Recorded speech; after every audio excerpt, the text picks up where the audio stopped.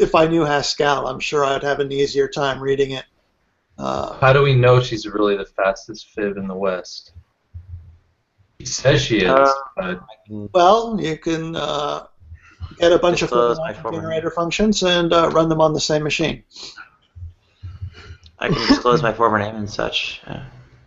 But, yeah, there's other kinds of contests too. Like right now, there are people that try to solve simple problems like credit card authentication, for example, that uses a simple function. Forget the name of it, but one of my friends who I used to play games. They have to fit into a tweet. Oh, really? Wow. One guy I used to know that I played online games with. He's in a PhD program. He must be done by now, but he was trying to develop an, what did he call it? It's some kind of encryption that's like physically somehow impossible to crack. And I forget the details, but he was trying to develop something like that. The only thing I know that actually fits that description is what's known as the one-time pad, because all the others may be breakable. I mean, like, for example, RC4 has fallen. What's the one-time pad? The one-time pad is you randomly generate a bunch of bytes, and that is your pad, and you give one copy of that pad to the person you're going to be communicating with, which is why the one-time pad is never used, because that key exchange, so to speak, is cumbersome. Oh, okay. And then what you do is, the thing you're encrypting, you just use an operation called exclusive OR against the bytes, and because the pad is random, your message is converted into something that is random. Now, what you must never, ever, ever, ever do is use a portion of that pad, because then it's very easy to break. Because you tracked out the pad by taking two messages that were encrypted by the same portion of the pad and XOR them together. Now one message is encrypting the other message. Then you use Markov chaining against a database of text, and you can, using statistical methods, you can just essentially produce the original text of both messages, because both messages would be written in a known language. So if you have one half of it, you can reconstruct the whole thing? You got message A, message B, and procedural. We've got background music. Kill the background music. Whoever it is. I'm not playing any music. I don't know who has it. Anyway, you got the two messages, A and B. You got the pad. Oh, this is important for copyright reasons. Yeah. You got the pad C. Anyway. We actually have to figure this out. Well, it's Ronnie or Brett. Not me, man. Okay. Mute everyone, and then unmute one person at a time. I'll mute myself. Yeah, me too.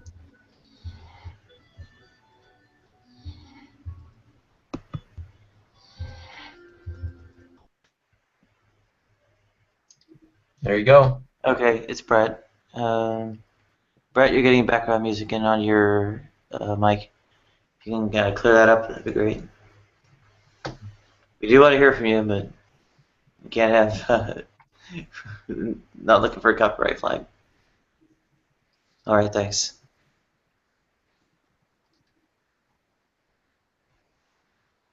It was a problem I solved when I was interviewing for a company. Anyway, they had two messages that were actually encrypted by the same portion of a one-time pad.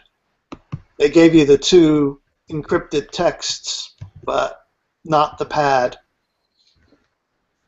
but you don't need the pad. What you do is you XOR one text with the other text.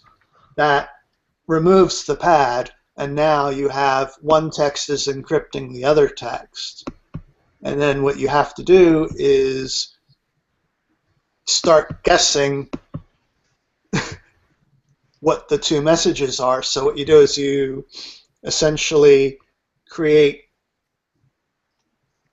you've previously trained a program that does Markov chaining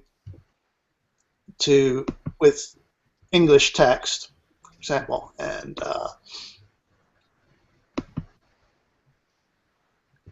boy, this is difficult to describe. Yeah, it was easier to write the program.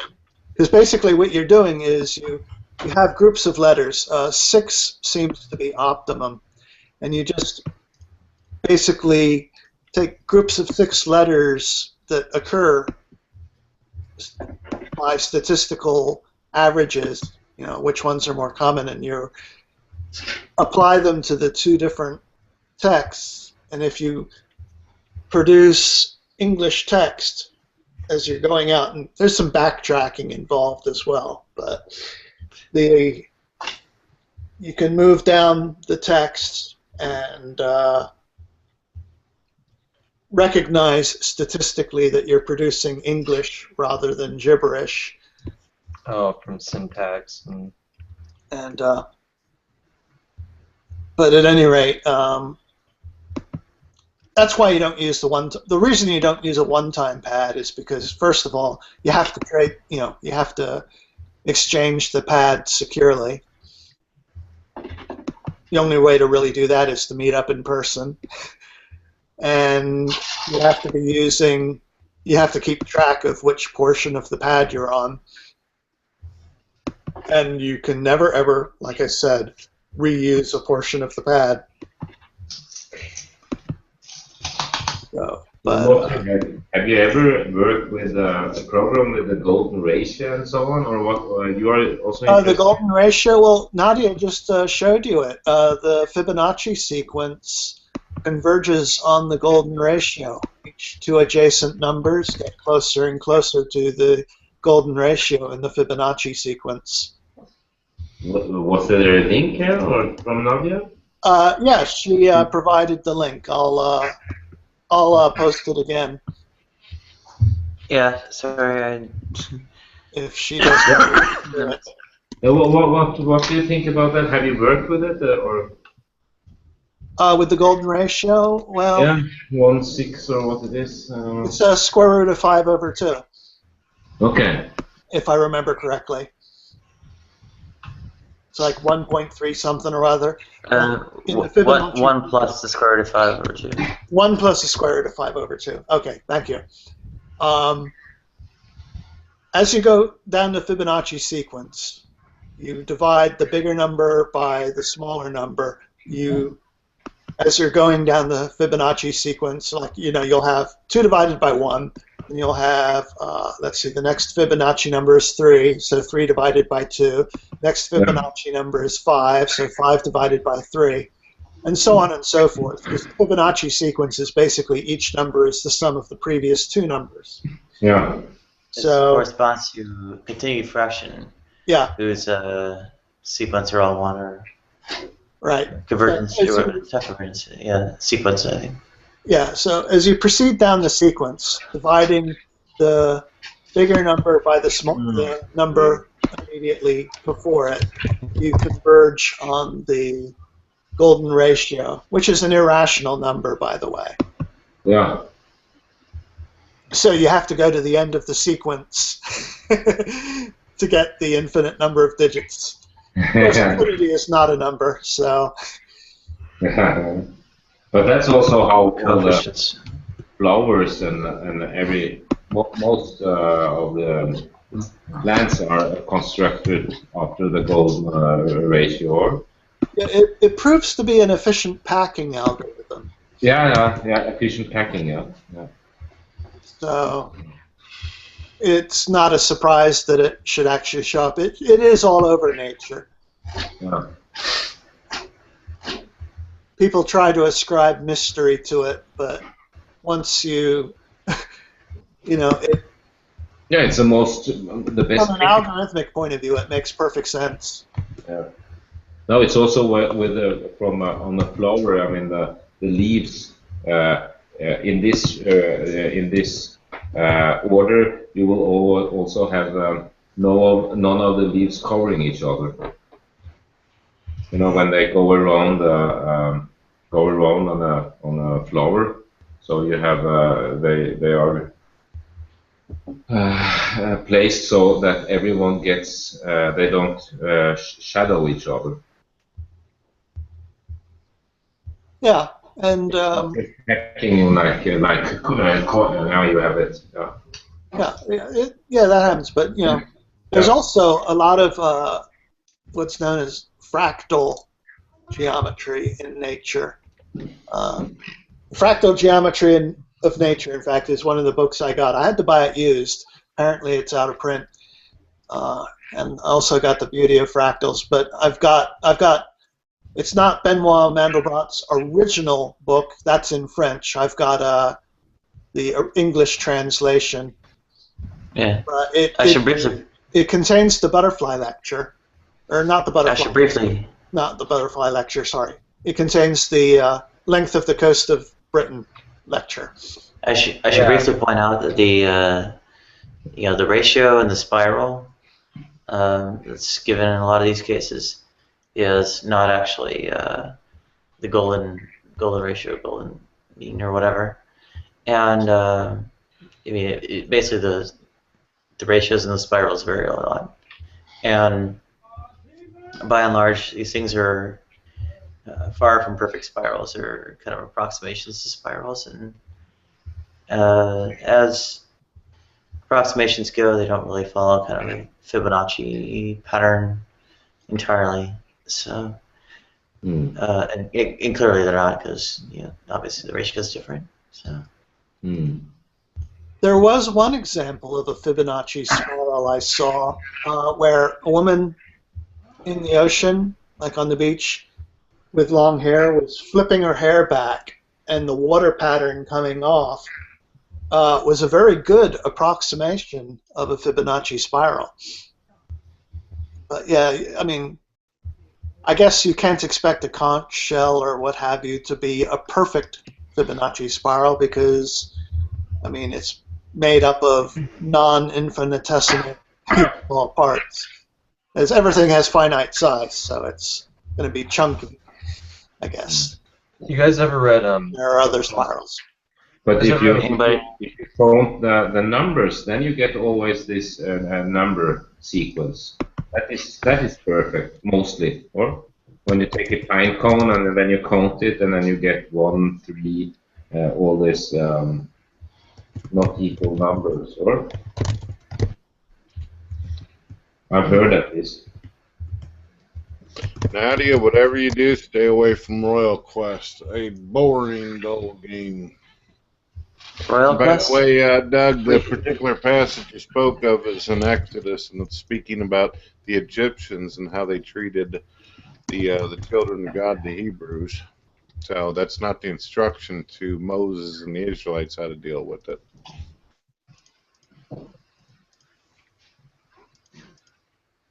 I've never heard that explanation before. It was in the Levitical code. I mean. Now, what you're talking about, that particular thing, is actually in Exodus, and if you remember, Moses freed the slaves.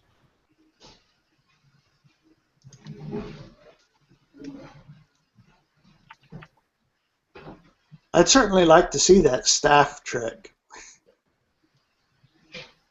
You have actually read Exodus, haven't you, Doug, about Moses parting the Red Sea, taking the slaves away from the Pharaoh, all that good stuff? Yes. By the way, the Pharaoh's magicians were able to do the staff trick too. FUD, as you know. Right. Yeah, they reproduced everything up to but not including the plagues. The plagues they couldn't do, but I don't think the Pharaoh would have encouraged them to duplicate the plagues. Or the killing of the firstborn. Yeah, the Passover. Hey, Brett, didn't most of the people that were let out in the first Exodus die because of walking in circles? That doesn't say they walked in circles. They just spent 40 years wandering around in the desert, and I think the number 40 shows up a lot. I think it simply just means a long period of time. But just because of the frequency, it's a little too convenient. Kind of like Sagan's billions. I don't know, Ruben's going to put up a meme or video or That's something. Exodus, just like I pointed out there, Ruben. But from going from Cairo to Judea, saying that's what they were doing, you don't have to cross the Red Sea at all. And besides, I think it was supposed to be the Reed Sea. And I mean, if you just follow the coastline, it's a few weeks' walk. Yeah, Yeah, that's by what the I map, was confused about. 40 years. What's it have to do with Egyptians? It's directed to Israelites. It's like tort law for Israelites to follow. That's what I was kind of asking, though, Brett. Did he free them, or did he send them in a endless walk? I mean, I know God kept shoes on their feet. Their shoes never wore out. But, if you're in a place where you can actually lay your head down at night, or you're just walking around in a wilderness, which is better? Well, the only thing I'm going to suggest for you is to actually read what it says on it instead of sitting there trying to compare it to something. So I guess Brett just blocked me again. I was just asking a question. Sorry. If you don't know what indentured servants is, read it.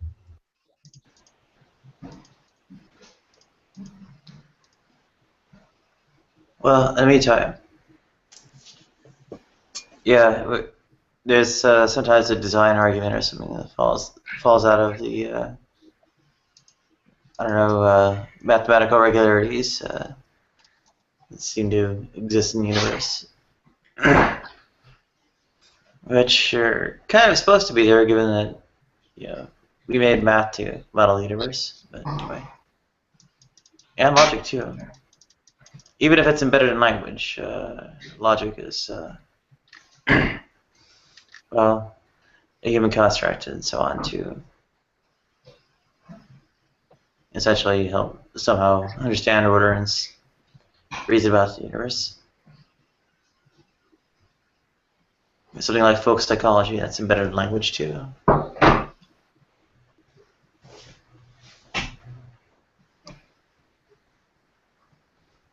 Folk physics used to be, I think, impetus was the what they called it. It was replaced by the theory of momentum.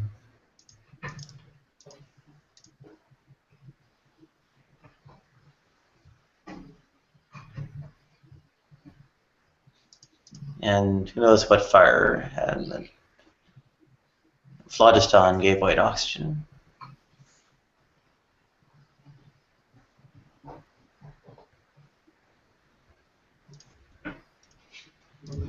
I don't even know why non-believers even bother to get into this. They don't even have a moral basis of their own, and they own slaves too. That had nothing to do with the Bible. Well, we get into it because we get browbeaten by Christians who say we have no morality. Well, you don't have any morality, and I'm not labeled a Christian. But then we look at biblical morality, and it's not exactly anything to brag about. It's simply a chemical reaction, and according to you, it's whatever benefits the species. Oh, that's not my kind of morality. And in fact, I don't believe any account of morality given in such terms is, well, accurate or faithful to what morality is. Now, you've already claimed that your morality is subjective, Nadia. That's just mere opinion. Oh, no. I have a subjective view of what the morality is, but the morality stands outside me and you and your religion and Did you change your views now? You state that your views No. are naturalistic and predetermined chemicals. There is an objective morality out there. Our attempts to discern it are subjective. So. Discern what? If you feel like you're predetermined chemicals that are simply reacting to your environment that also are chemicals, what's the point? Well, the point is, there is a point. There is a point. A purpose. Yes. Well, not a purpose, but a point. And immorality. But So you immorality think comes A out. point and a purpose to you, Nadia. no, Sorry? No. What's the difference between a point and a purpose to you, Nadia? Well, a point is being equivocated on, right? There's essentially one sort of meaning or whatever of point that basically means purpose. The one I'm actually using, though, means a point being somebody's moving furniture. Balthazar, calm that down, please. So, the point sense I'm using it in is the one of points being made in like an argument.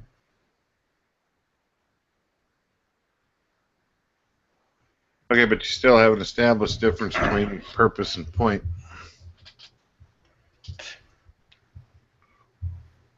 I just did. No. Well, you might feel that way, but you didn't. Okay, how is a point made in an argument, a given sort of, sub-thesis or whatever supporting an argument, anything like a purpose? Well, I'm asking you, what is the difference, according to Nadia, the difference between point and purpose? Yeah, I just outlined the sense of the word point I was using, and the sense of the word that you're playing equivocation with. Hey, equivocation. Let's take a look at that and see if that falls into it's purpose not. and point. Let's see. Equiv.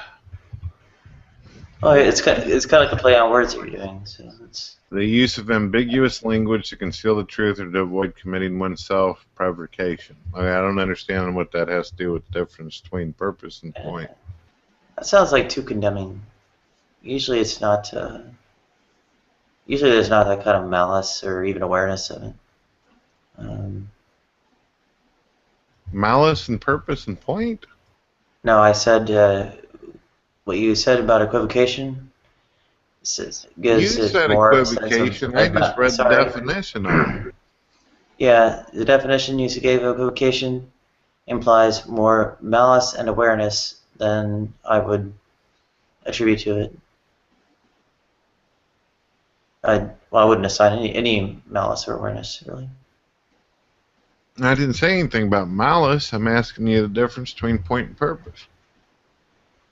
No, I said the difference. It's okay, Nadia. Let's jump the hook on that one. Supporting an argument, right? Okay, Nadia, let's jump the hook on that one. Okay. I mean, what can I do beyond repeat myself?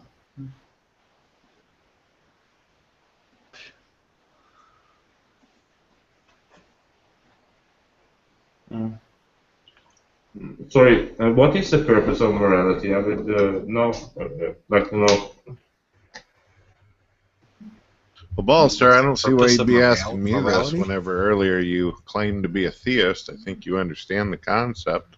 No, you are talking about purpose. No, I'm sure we. No, I'm not sure. That's not true. But can be that we disagree there. Well, Ballstar, I believe that God actually created us with purpose, a point to it, reason. Yeah, but let's say atheist, or it's very popular in evolutionary psychology. They explain morality, and it also has a purpose. There was this whole discussion. So it's good for this or good for that, or survival of its advantage. So it has a purpose, or it has a functionality. Why So would it's survival? why would survival be such a high purpose? Yeah, that is a mystery. Mystery. This survival It's not thing a with intention. It's not that it's a high purpose, it's that the things that are survive reproduce and make more copies, so Yeah. kind of a I would, tautology.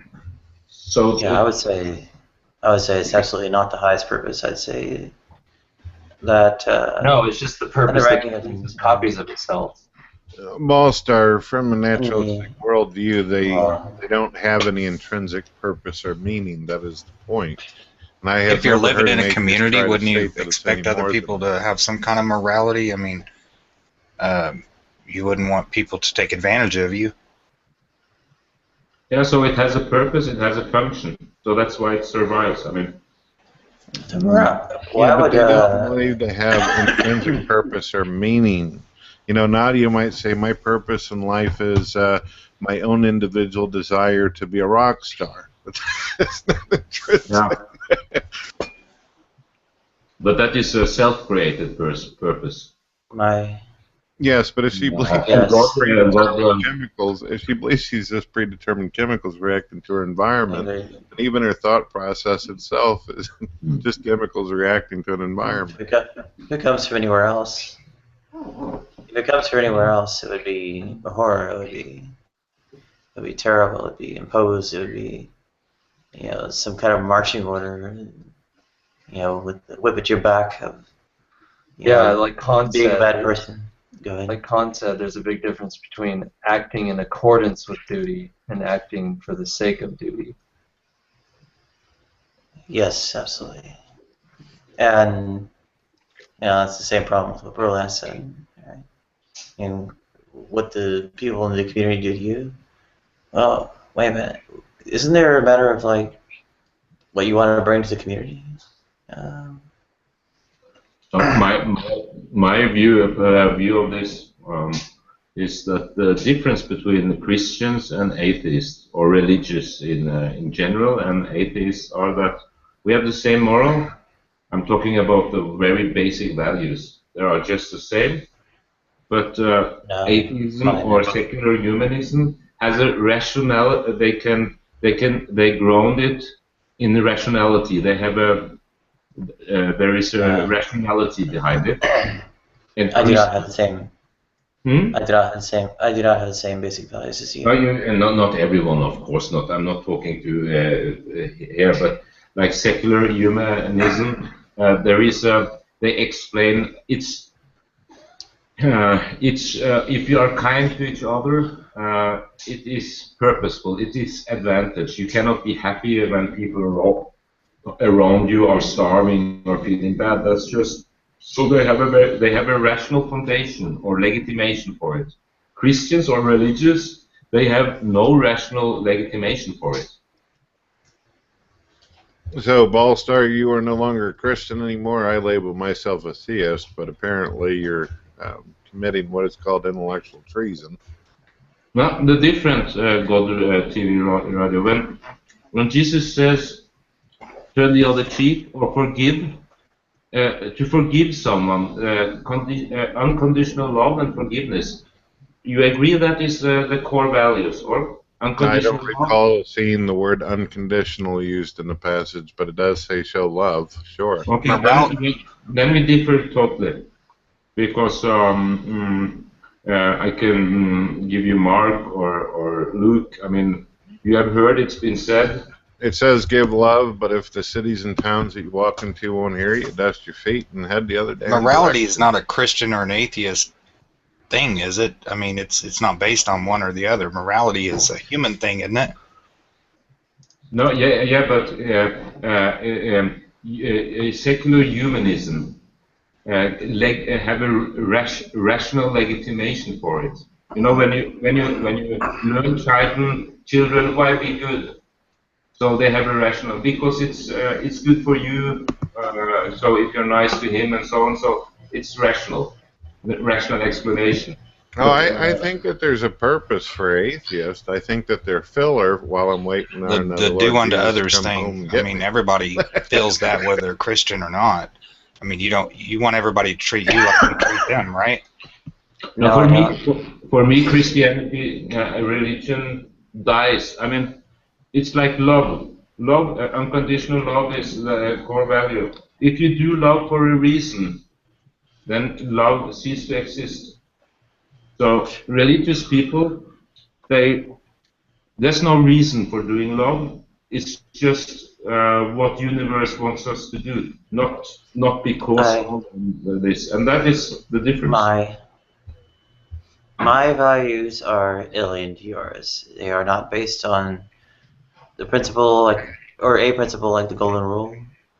They are based on things like values, things like, well, the identification of good with well-being and joy, and of suffering with, of evil with harm and suffering. I would not adopt any kind of rule like that because, of course, it would break down in some situation or other. You could always concoct a situation. I mean, the example broken out for that one is the masochist. There's a platinum rule that tries to get around that, and there are things that make the platinum rule go haywire too. And any kind of rule you try to come up with like that doesn't work. A system based on a rule just don't work. It's called What about the deontological. categorical imperatives? Now, It's called Nadia, you said value on joy and happiness and all that quality. Well, what if a person's well, let's say there is no they rule. get joy or I would happiness from harming assume other that everybody on individuals? this What do you panel do would with say that it's in wrong your, to fuck a child. imagined Right? value Pedophilia is system? wrong, right? I mean, Okay. I hate to be blunt about it, but I mean, Yeah, sorry. Were you able to hear me, Right. or did Bro Lance No. decide he wanted to spit out some more foam from the corners of his? Yeah, The you have problem to is start he again, doesn't Brett. know when you're talking because you blocked him. Yeah, he's annoying. Yeah, I'm not moved with him. I can handle you, Doug. You seem to be very civilized. Ballstar's cool. Nadia's always awesome, but him, his voice just it sounds like chalk on a damn board for me, and I'm not in the mood for it right now. Yeah. You'll have to start over again, Brett. Okay, what if an individual gets their joy from hurting other people? That's their quality or pleasure in life. How does your imagined value system work with that? It would weigh theirs against everyone else's. Yeah, And there'd what it just be a does, conflict.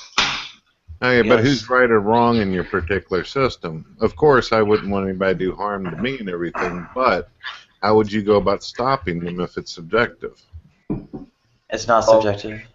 The rest of society would be like, you're not hurting us, and if you want to, we'll put you in jail. But we allow our government to send our sons and daughters off all the time. We say, yeah, that's morally correct. That's something to do. Not all of us agree with that. So you believe the got a guy called Chris. Who's muting? It's Chris Conrad. You're gonna have to eject his dumbass. He can't Yeah, he's got. be an adult. I'll be right back, folks, and get me another coffee and everything. Something to think about. Yeah, he's gone. It's not really something to think about. It's pretty easily resolved. Very simply speaking, suffering has priority, and number one, and number two, it is of course the whole of everyone under consideration, even those not direct parties to the act. But so good moral is what creates happiness. Is that what, or good moral is what creates happiness and avoids harm or avoids suffering? That is good moral, or how do you define it? Sounds like hamster, similar to Sam Harris's formulation. Well, it's utilitarianism. Sam Harris, I think, bowed-parsed it a bit, but. But in none of the religious system, that is the goal.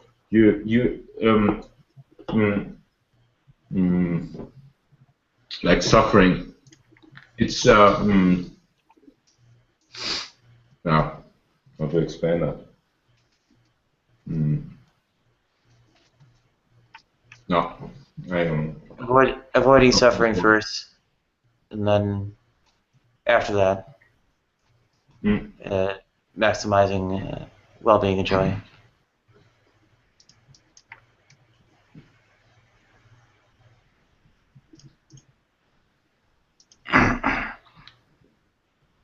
Bit of a throwback.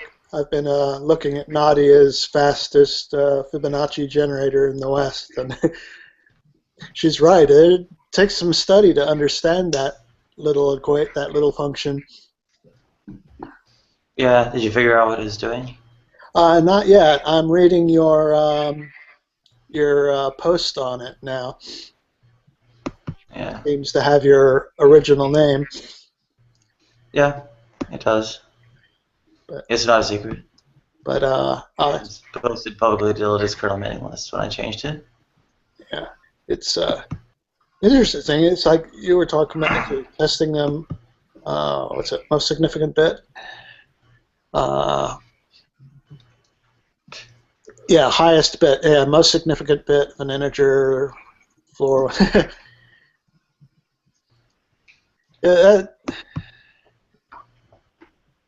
I've never particularly. I'm not familiar with the that particular line of mathematical reasoning for the Fibonacci sequence. I've always just thought of it as the sum of the previous two numbers, starting with the natural numbers 1 and 1, and then rocketing off from there.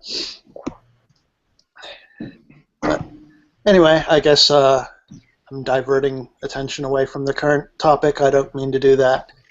But yeah, it's pretty cool.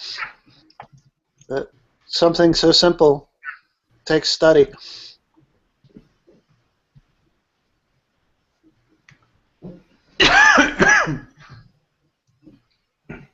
Oh yeah, the Milton version. Nobody bothered debugging. Nobody cared. They just took the Haskell one and ran. Yeah, I did a very short version, but it was iterative in nature and in Lisp. Specifically ANSI Common Lisp.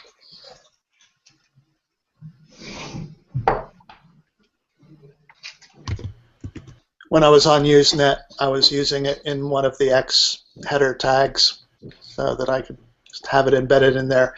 Unfortunately, when Google... That's the one-liner. That's the one-liner given for the iterative version in Haskell usually. That is shorter than what I had. It's unfortunate that Google has stripped out the extraneous headers because there was interesting information in them. The SMTP headers? Well, yeah, the NNTP headers, from Usenet, because I had it in Complang Lisp. So, yeah, so Google has with it, and I don't seem to have a copy on hand.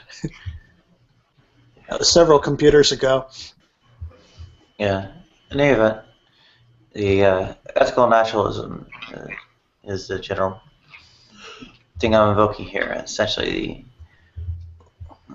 getting it off from it is, and the perceptions of it and so on are not necessarily 100% accurate, but at least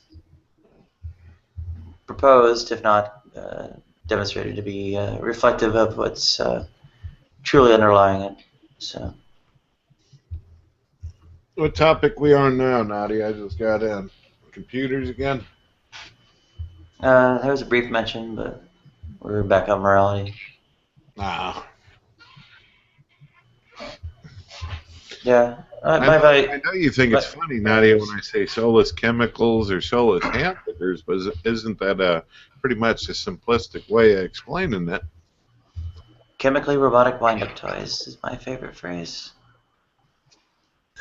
Chemically wind-up toys, good one.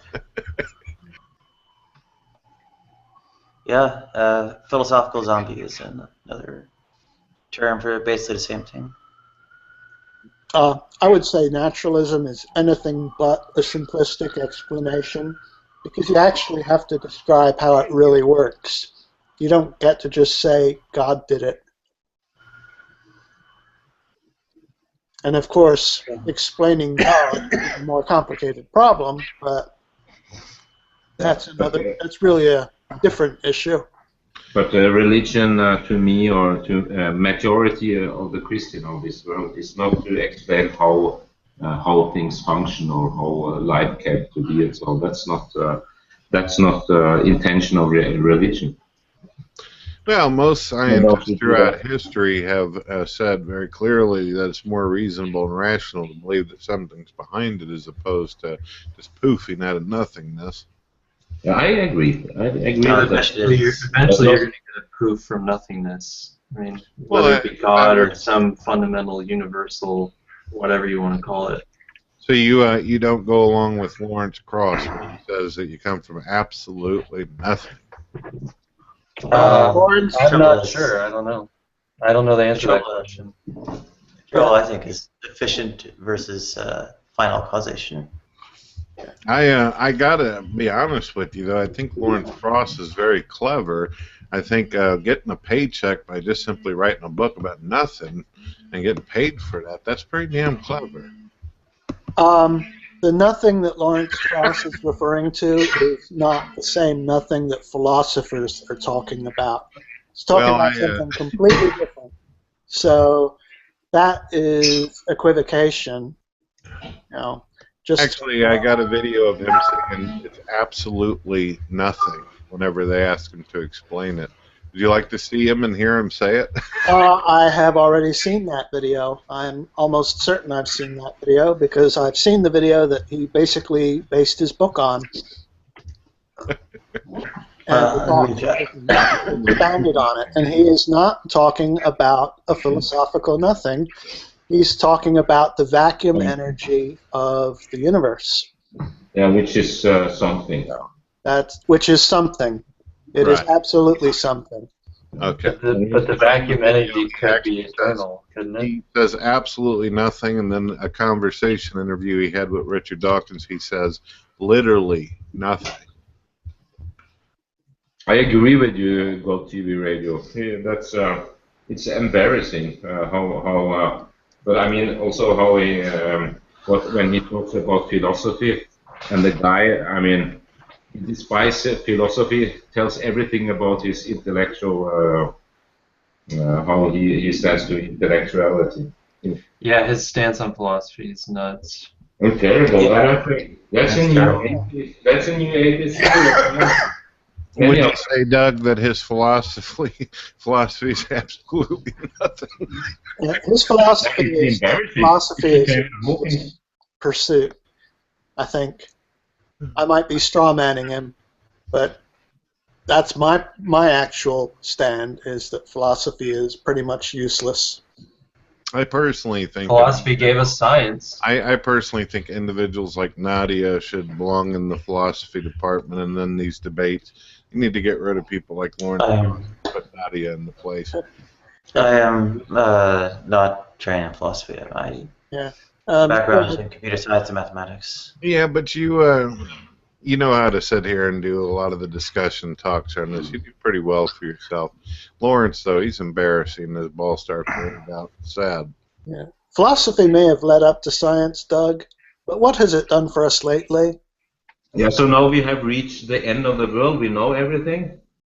We have. No, not at all. We don't even know what there is left to know.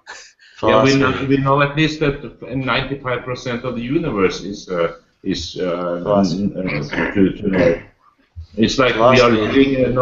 We know everything, so we don't need philosophy anymore. And we need philosophy of other reasons, like moral.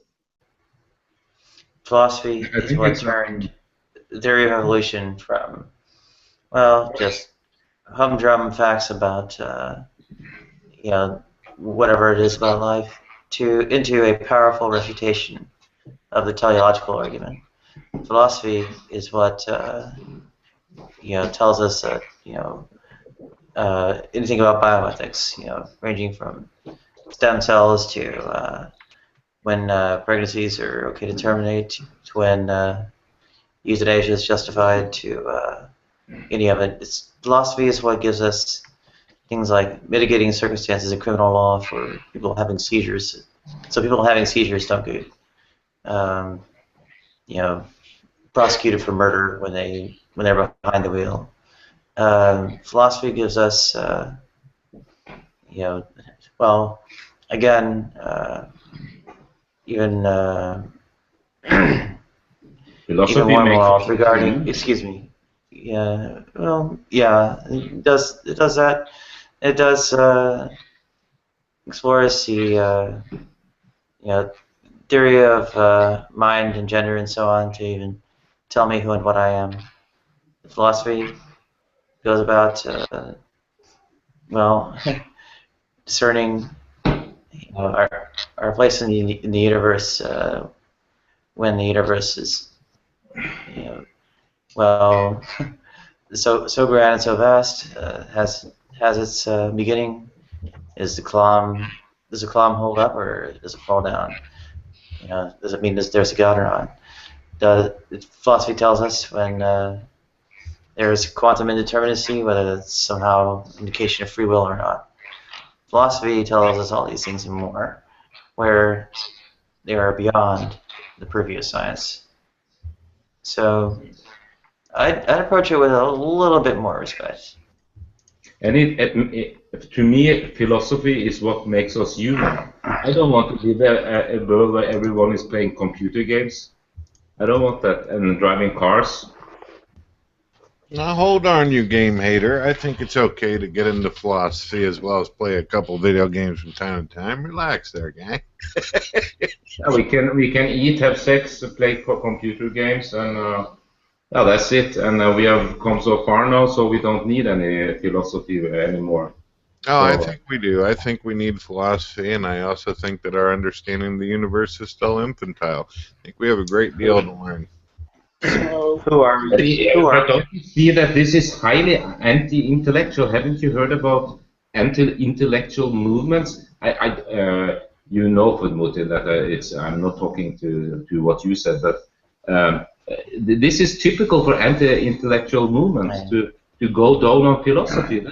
That's how you make machines or tools out of humans. Wait, okay, did so you like the Matrix? We go to, so Do basically, you think you could philosophy be a is any form philosopher in of Nazi argument. Germany? Is the argument that philosophy is any form of reasoned argument? I mean, if philosophy is defined as reasoned argument, then fine, I'm happy with that. You want reason. There are other things to life than reason. It's more specific. There's metaphysics, there's ethics, there's aesthetics, there's epistemology. Philosophy even gives us any idea of how we know anything. What we can know. Did you like the Matrix? Oh, well, that's kind of a philosophical argument, isn't it, about computer simulations? Yeah, that's a good point. Yeah, Yes, did you like the yeah, style of I'm Matrix? It's a philosophical consideration about aesthetics. So now, Matrix the do movie you is think still we that exist within a matrix? What about What's that? Shakespeare? Shakespeare is philosophy. Well, We I can was just asking Nadia, do you think that all we exist within a literature. matrix? Sorry, Ballstar, I was asking Nadia, do you think that we exist within a matrix? I don't think we actually do, but I don't think we can be truly certain. No, we don't. Well, that's fair enough. Fair enough. Well, if we are in the matrix, I'm Keanu Reeves.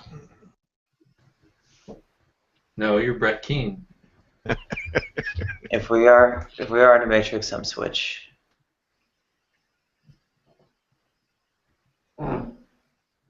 No, that's also Hawking. I mean, this is when he writes philosophy is dead. I'm really really terrified by this.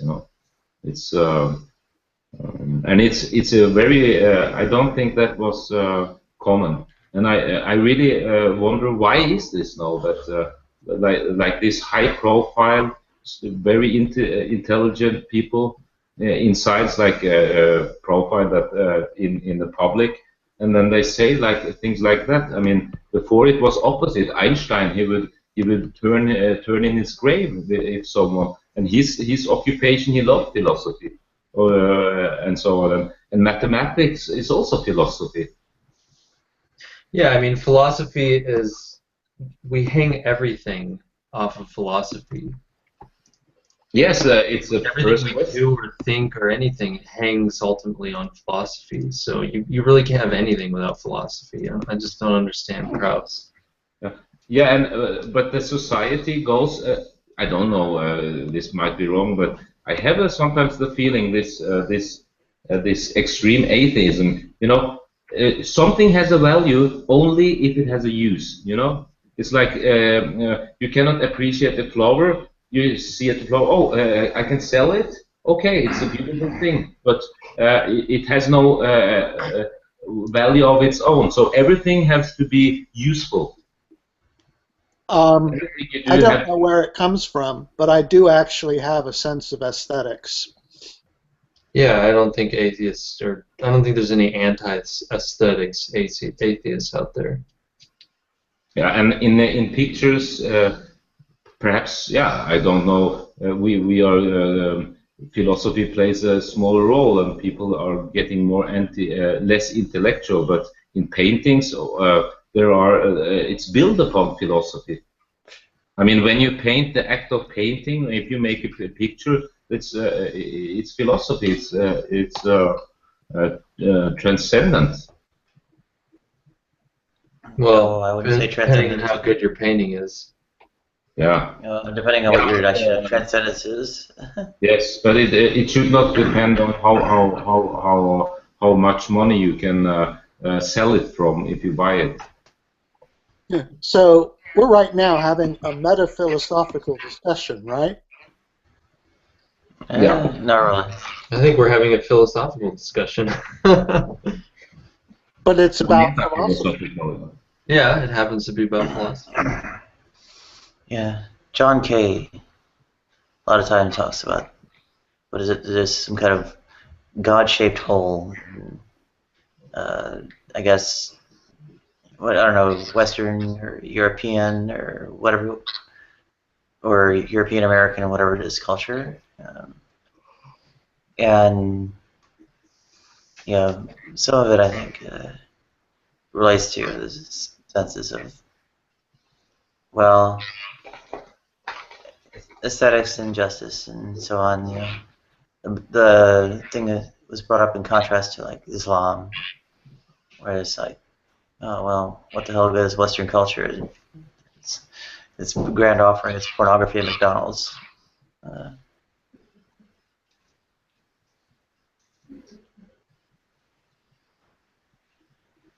Yeah, can we do better?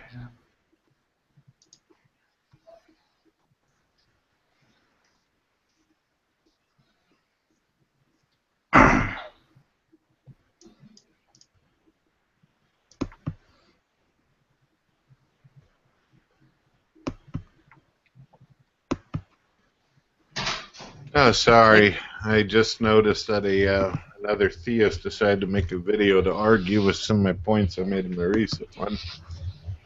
Goodness, great. Too much. Think we can do better than? Huh? Think we can do better than pornography at McDonald's?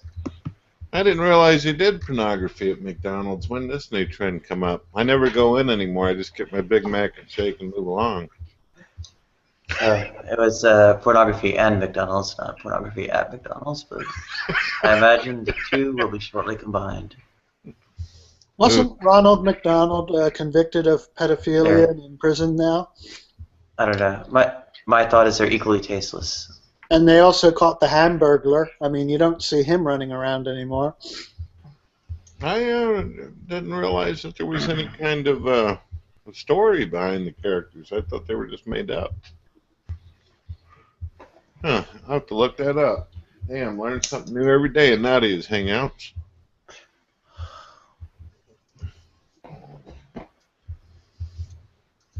Yeah, I think there's room for doing a lot better. I think the direction to go, something that philosophy would point the way to. So are you saying that pornography is basically after McDonald's, or is it before? I'm not exactly sure where you're going with this, Nadia. I'd say that they're both pornography and McDonald's are symptoms of growth Now, why deficiencies in our McDonald's? Why culture. not Burger King? Don't you got Burger King and White Castle in your area? Fast food altogether, really. All right, fast food and pornography. Fair enough. Fair enough. What happened to culinary artistry? What happened to, I'm no food, chef something Ramsay, Nadia. what happened to philosophy? Or sorry, to I don't know, meal times is communal endeavor. Probably the Industrial Revolution. Yep. Oh dear. Well, shouldn't something be done about that? Should. Like communism. Communism sounds like a good idea. Yeah, well, I guess the Russians screwed it up because it didn't work too well over there. We're not at that point yet, I don't think. We need more capital-intensive development. Like Mark said, we're not. He predicted wrongly, but I think he had the right idea. Well, once we have replicators and transporters and the ability to 3D print girlfriends like Mila Jovovich in The Fifth Element, I think all scarcity would be gone at that point, which means capitalism dies. Right. That's what. Hey, That's. where do I go when I'm 3D printing girlfriends? I need like a 3D printer boyfriend then. Oh, you can 3D print a boyfriend. That's when communism will come about, when scarcity is zero or very little, you know. Well, what have we seen thus far though? In there's something, what is it? Marxists call the organic composition of capital. And I think nowadays we call it technological unemployment. I mean, our approach to We'll have to watch out for the Ferengi. Sorry. Our approach to thus far dealing with reduced labor requirements is to just fire people and dump them off in the street and so on. Yeah, I mean, I think eventually we're going to get to a point where the means of production of material goods is so automated, requires so much labor, so little labor, that there'll just be a class of people who own the means of production, like Marx basically said, and then there'll be a class of people who are basically subsistence. I wouldn't even call them laborers exactly, because like I said, either we're going to have just a total service industry, or we're going to end up with communism. One of the two things are going to happen. Well, what do you even need a service industry for? I mean, that's Just getting robotically replaced too. Well, yeah, but I mean, you can think of things that won't be robotically replaced. Like we could all just sell art to each other or something, something stupid like that.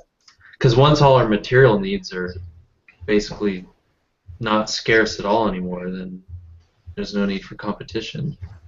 That's to assume that there's nothing new.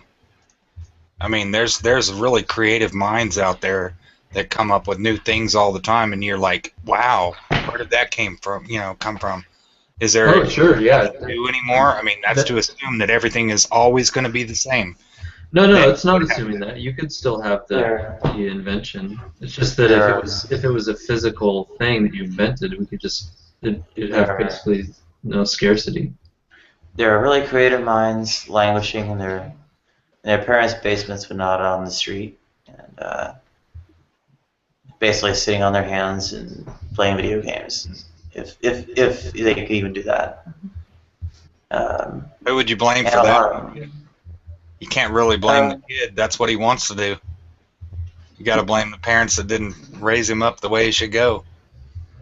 Oh, really? I think so. Where's his job? Where is? How many jobs are there? No, I'm not talking about a job. I'm talking about the child that all he wants to do is play a video game and not be creative. Whenever I think humans are, they're inherently Okay. creative. How does he go be creative without any resources? A lot of people have been creative Yeah. without resources. Yeah, do it. It's the passion to be creative. It's the drive. It's somebody telling you that you can.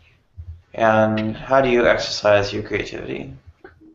Generally, a career. No, That's one of many ways. Yeah. Well, but that's the corporate world. You're not How- creative. You're doing what somebody else created. You're following them in their footsteps. Okay, then how if not a career? What are your grand alternatives to careers?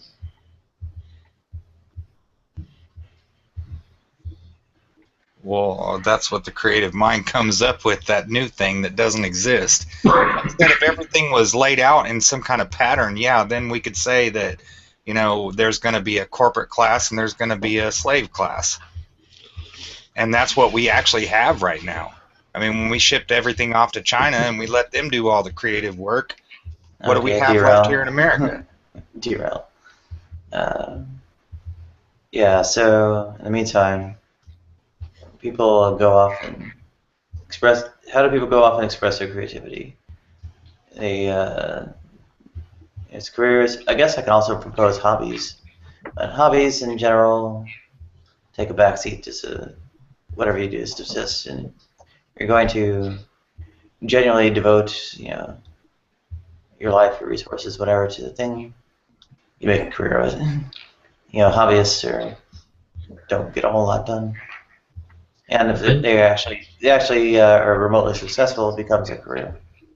So eventually, we'll all just be brains in a vat, and we'll invent some pleasure world. But then we'll get bored of that. So we'll invent some world with scarcity and adversity, and we'll put ourselves in it and erase our memories, because that's the only thing that won't be boring. And boom, here we are. But I think everyone's dodging my question. we have two computer programmer here. Isn't it creative? Don't you create something when you write a computer program? Yeah, To me, but that we're sounds highly using creative. what somebody else created.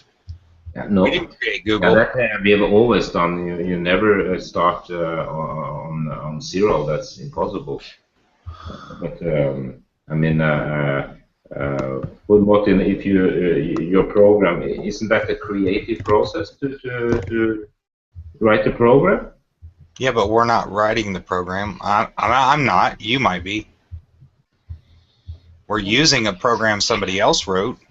No, I mean to the two people here that have made programs, written programs. It's a highly creative process.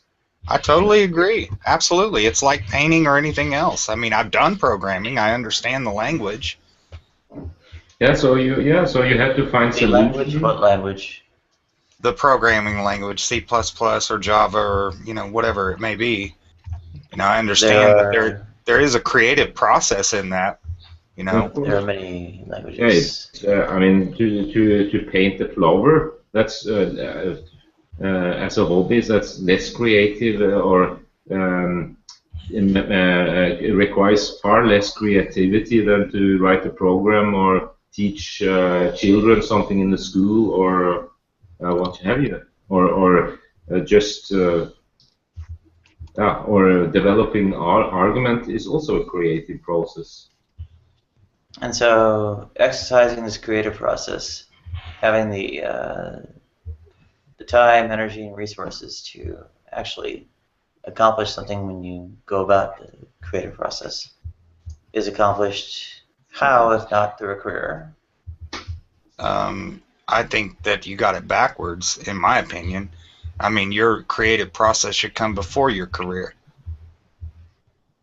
The time, energy, resources. Is there any really time, energy, and resources necessary to be who you are? That's a creative process.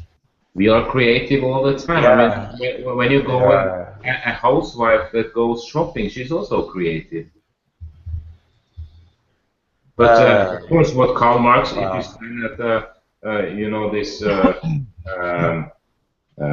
this work where you stand and just have to do this mechanical That's of course not creative. That's and that's what he didn't want work to be. Every work should have a creativity behind it. It's creative to make shoes. Nadia, what was the question none of us were answering? We're trying to figure out on the side chat. Yeah, how careers, vocations, and so on are fundamentally the outlet for one's creative energies and such, and even are the linchpin of one's identity. I wouldn't argue with that. In general, I think that's how our society is structured right now. Is it a matter of the societal structure, or is it a matter of something innate? How can it be otherwise? A matter of structure or what? Is it a matter of societal structure, or is it innate? And in order to, again, devote the time, energy, resources to something, once you devote sufficient, time and resources, and you're talking about a vocation. I personally feel it's societal structure, because if you're dropped on a piece of land where you have water and you have, land that you can plant food, you're going to be creative and you're going to create a life for yourself. You're going to sustain your life, but society blocks that ability. You wouldn't say it's your career. If you were on that island, you wouldn't say this is my career. How on earth is mere survival creativity? Because you have to build a house. Is that not creative? You have to put food on your own table from the land. That's not creative? Well, I agree.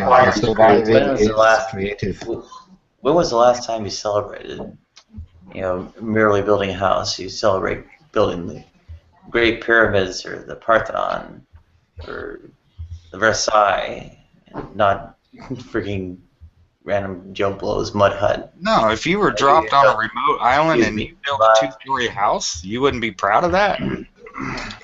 What about if I love somebody very dearly and I create feeling at that person? That's creativity, isn't it?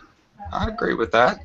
I've been married 18 years, and you got to come up with creative ways to, keep the relationship alive. Oh man, that takes a lot of effort, and somehow you need to be very creative to find the right way. Right. Otherwise, it gets boring. Life gets boring if you're not creative in bed. That's your standard of creativity. Marriage is not about sex. I can promise you that. That's your standard. If that's your standard of creativity, you're. Yeah, what a it's a funny one. What a miserable. Very boring. If humanity followed your prescription, what a miserable.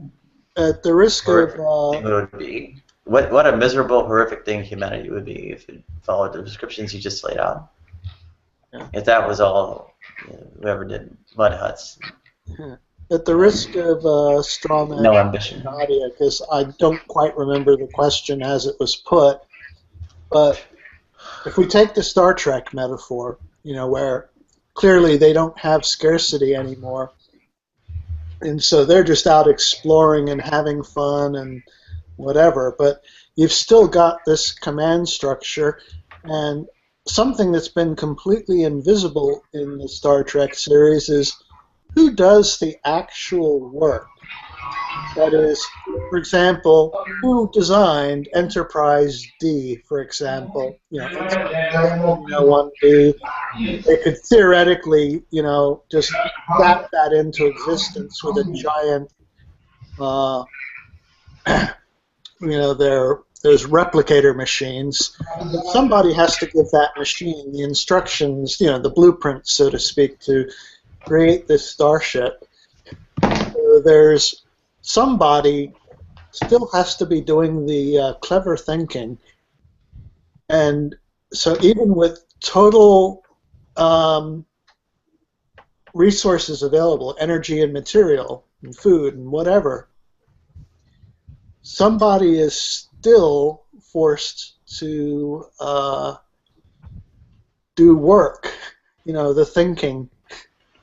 There's still a slave class there. I think Star Trek kind of hides that. Where thinking is work? Well, thinking is work. Yeah, of course. And Especially if you have to creativity do it. is, I mean, creative people are the ones who are like really good at thinking and coming around at problems from other angles, so to speak. You know, the so-called thinking outside of the box, or making that leap that most people can't do.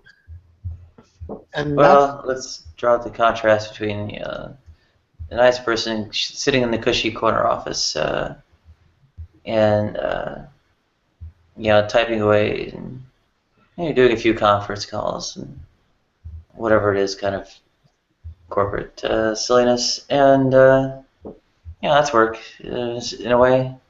Then contrast that with the grunt shoveling sewer sludge out of septic tanks or something.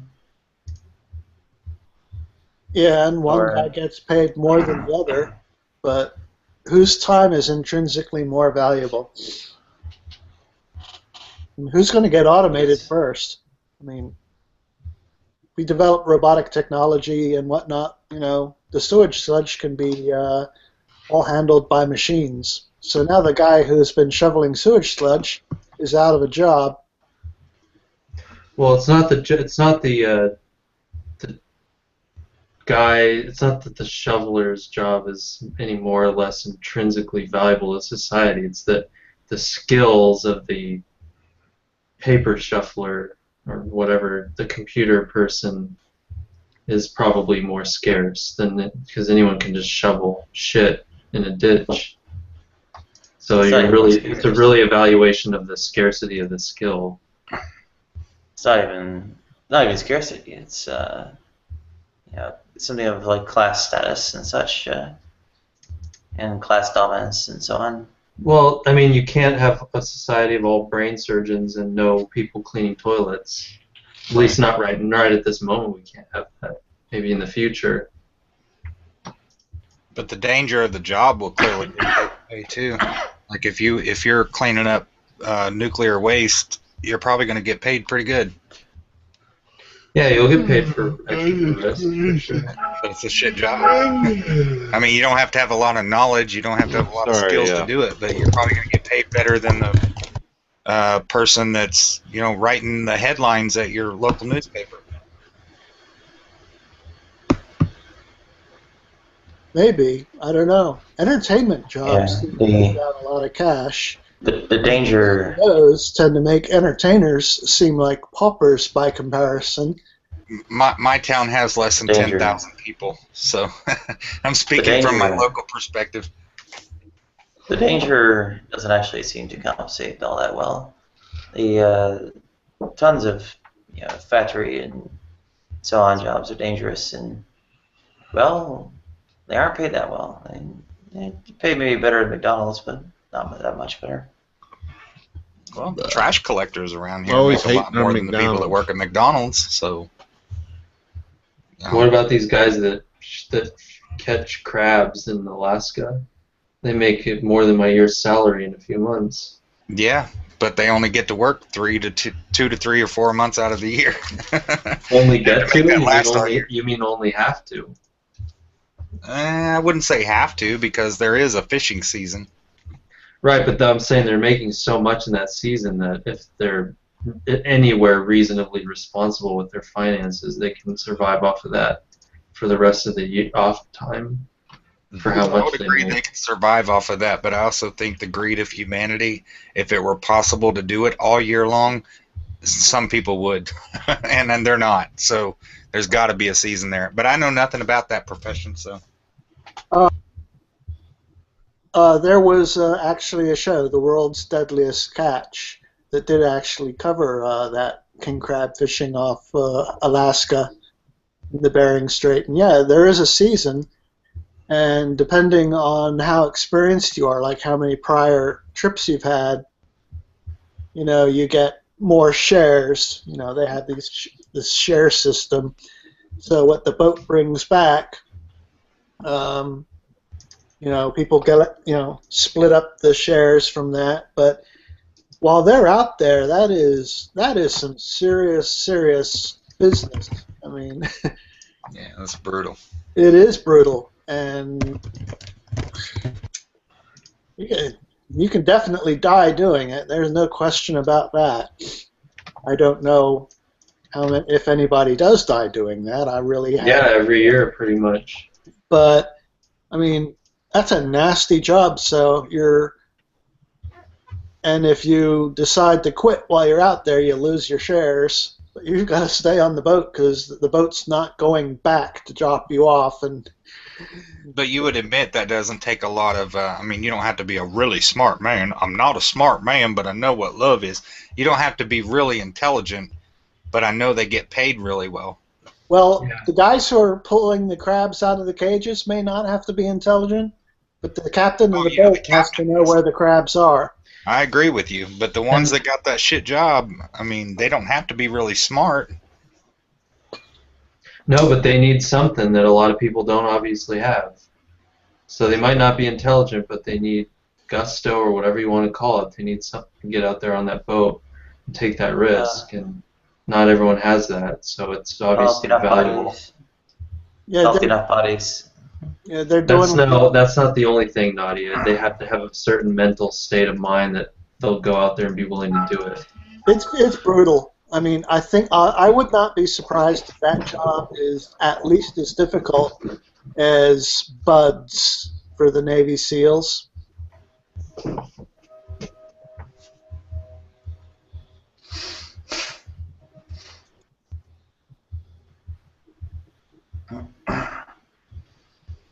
Can I, as the only theist now in the room, say something about to that? About what? Creativity and religion. Okay, sure. So this is answer that I don't want. I just want to hear what you think about. I mean, it's not. I have my opinion, but what does it mean that when Genesis says man was created in the image of God? What do you understand under that? 2 arms and 2 legs. Yeah. So you mean so we look like God. So God is. I think God was created in man's image. Yeah. But that is most. I don't know God TV. You are all Christians I know, and at least the theologians I know, and they are authorities. God's first nature, the only real nature we know, or the most important nature we know of God, is that He's creative. And so when we are created in God's image, it makes us co-creators. That is our first highest passion. And like Tolkien, when he was asked, what was did you have some kind of message behind Lord of the Rings? And he just answered very simply. He was a Catholic, sure you know. He said, "No, I was created in God's image, so I also want to create." And I think it's very, very interesting then that, because I think to create is the most rewarding thing a human being can do. And when I say create, nothing big or some new art or some big inventions, but to have the chance to be creative. Right. So that is the ultimate human nature, to create. And if you have a job like transcription, that is for sure not creative. But you can, of course, create what something. Nadia said, though? She said that, yes, Yeah. I agree that God was created in man's image. Remember? That man created God. Christian, but and we are creative individuals. individuals. I would definitely say And that it's the very isn't that what you essence said, of that man creativity, created God? imagination, all these In different man's things. image, the God that they wanted to see or have. That's your point of view, of course. No, it's not my point of view. That was what Nadia said. I'm not trying to put words in your mouth. Yeah, no, I don't oppose it. I just say from a theistic view. So man and this that we look like God, that is entirely just, if you would debate with a theist later, God is defined as it has no physical nature. That's why this argument about unicorns is always so stupid, because that's a physical nature. God doesn't have a nature, and it's only because of the mixture of paganism and Christianity that Christians have made pictures. I mean, in Judaism or Islam, it's the most blasphemic thing you can do to picture God as some kind of a human or something. So man was created in God's image. We have some of his quality, and many theologians points out that our creativity is our most common feature with God, because love and so on, we are not so not so good, or we don't understand, so, or we are not rewarding enough, appreciating enough. Right. So that was just what I want to say. Good points.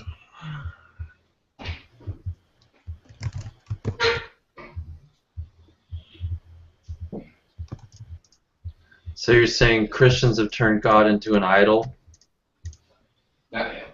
No, it's not turned. It is. You can ask every Christian. I mean, most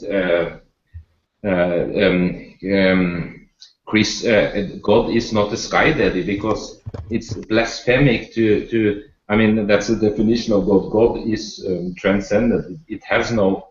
It's immaterial. So how on earth should it?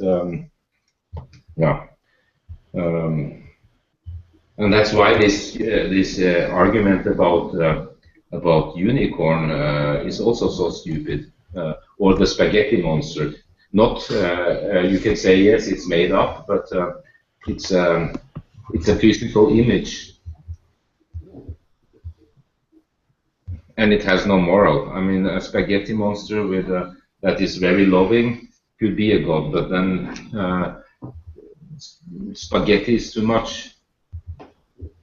What? You mean you could just dispense with the spaghetti and have a loving God? Yeah, yeah, no, spaghetti is too much. I mean, it's something material with a material body. No, but you don't understand. It's not just normal spaghetti. It's immaterial spaghetti. Yeah, but spaghetti is spaghetti. No. It's the same. Who are you? I'm a Platonist. What if I'm a Platonist? I could say there's ideal spaghetti. Oh, yeah, but yeah. I know where we are going. But Platonist believes in number, and you cannot find number anywhere. So yes, you can. You find it in the universe of the mind. Yeah, but it's not hidden under. Hello, can I say something from earlier? I heard about the whole crab people or whatever on the fishing boats and everything. Mm-hmm. Most of those people, they don't have the money to go to a college, or anything like that. They don't have the money to pursue their interests as far as Harvard or Yale or whatever. And maybe some of them don't have the mental capacity to pursue what everybody else is here about. So they're going to go, on the sea, or they're going to go to the army, or they're going to go to the fucking whatever, because they're not as smart as you people. Sorry. No, we're not saying it's a dream job. We're just saying that, that we're just illustrating that the reason they get paid more, say, than a McDonald's hamburger flipper is because of the risk inherent in the job. Exactly. Yeah. Exactly. But they That's just all we're saying. have the opportunity up there. I live here in Kansas, and I came from a very, very small and very impoverished family. I don't have the opportunity to run off to a damn college. At least not in the United States, you don't have that opportunity. No, not anymore. The education system's been falling apart for the past 15, 20 years. I grew up in Valley I think that's Center, one of the reasons why we're so seeing so I know many what you're talking atheists about, running Manic around. Mode. And you know where Valley Center is? It's just north of Wichita. You're north of Wichita? No, I grew up in Valley Center, which Hey, is north Manic of Mode, Wichita, how you doing? up by Newton. Whoa. You said you were from Hayes, right? Hey! Okay, everybody's like overlapping and everything, but how you doing, That's Brett? because we have two people blocking each other and they can't hear each other. Okay, Yeah, sorry. he's mute kind of again. annoying. My bad. When he grows up, which should be quite some time, I'll talk to him again. So how you been, Manic Mode? I'm hanging in there as usual. Dope. How are you been doing? Just drinking coffee and chilling. At least you're smarter than me. You're not drinking alcohol. Try to stay away from the alcohol. I already got enough issues with depression. Don't need that as well. Yeah, no. It's just crazy. I had to pop in there for a minute because it almost sounded like people were putting people down, you know, for being crab hunters and all that crap. It's just they don't have the opportunities. Honestly, they don't. And they're not that intelligent. So just deal with it.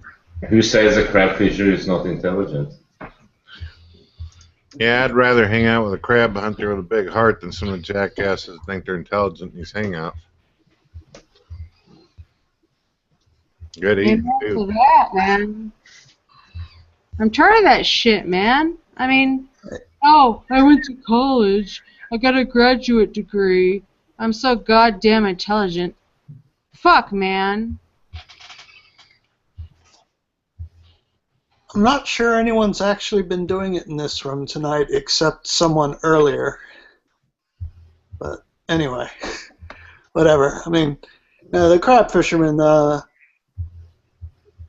think everyone here probably actually gives them some serious respect considering the severe conditions that they work under. Especially if you happen to like eating crabs. I mean, Seriously, it's probably almost easier if you have a high intellect. It's probably, and you have the opportunity to go to a good college or a graduate, what have you. You know, it's probably a lot motherfucking easier. You know, and you don't have to be such a, you don't have to be a chicken shit or nothing to go to fucking college. But if you have no opportunities whatsoever, you're stuck in the Midwest, what have you. If you have no money, no opportunities, you're gonna fucking go out there and risk your damn life to survive for your damn family. That's all there is to it. It's rough. I'll be right back. I don't know, I'm not one of those people who considers myself particularly intelligent. No, I also met not a crab fisher, but a crayfisher, and he was extremely intelligent and very creative. Yeah, they're probably more intelligent than I am. But I'm a dumbass. I come from a long line of dumbasses. Long line, motherfucking truckers and welders and all that fucking bullshit. So I'm a retard. I don't think so. All my family's smart, so I'm the regression to mean.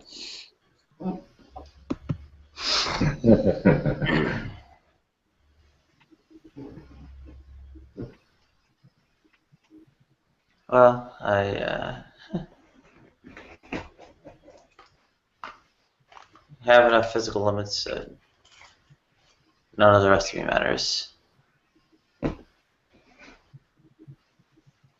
Yeah, that's the other thing that hopefully we can eventually overcome is people who don't exactly win the genetic lottery. Help them out. I mean, I've always been telling you, Nadia, I mean, you're very lucky, I mean, compared to me. I mean, most women were born and we don't have the muscular strength of a man in the upper body limits. And we're the ones who have to deal with the bleeding and the cramps every freaking month and everything else. And I understand that you are female. You're all female to me, obviously. But you still have an advantage over us who have been born female. You know what I'm saying? And you can accomplish a lot more than the rest of us. And on top of that, not only are you physically stronger compared to, females, but you have been to graduate school. You have a big brain. I mean, I've been to graduate school.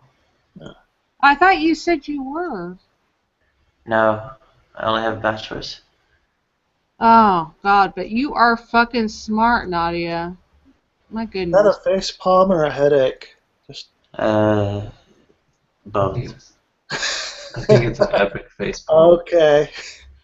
Well, I hope the headache goes away at least.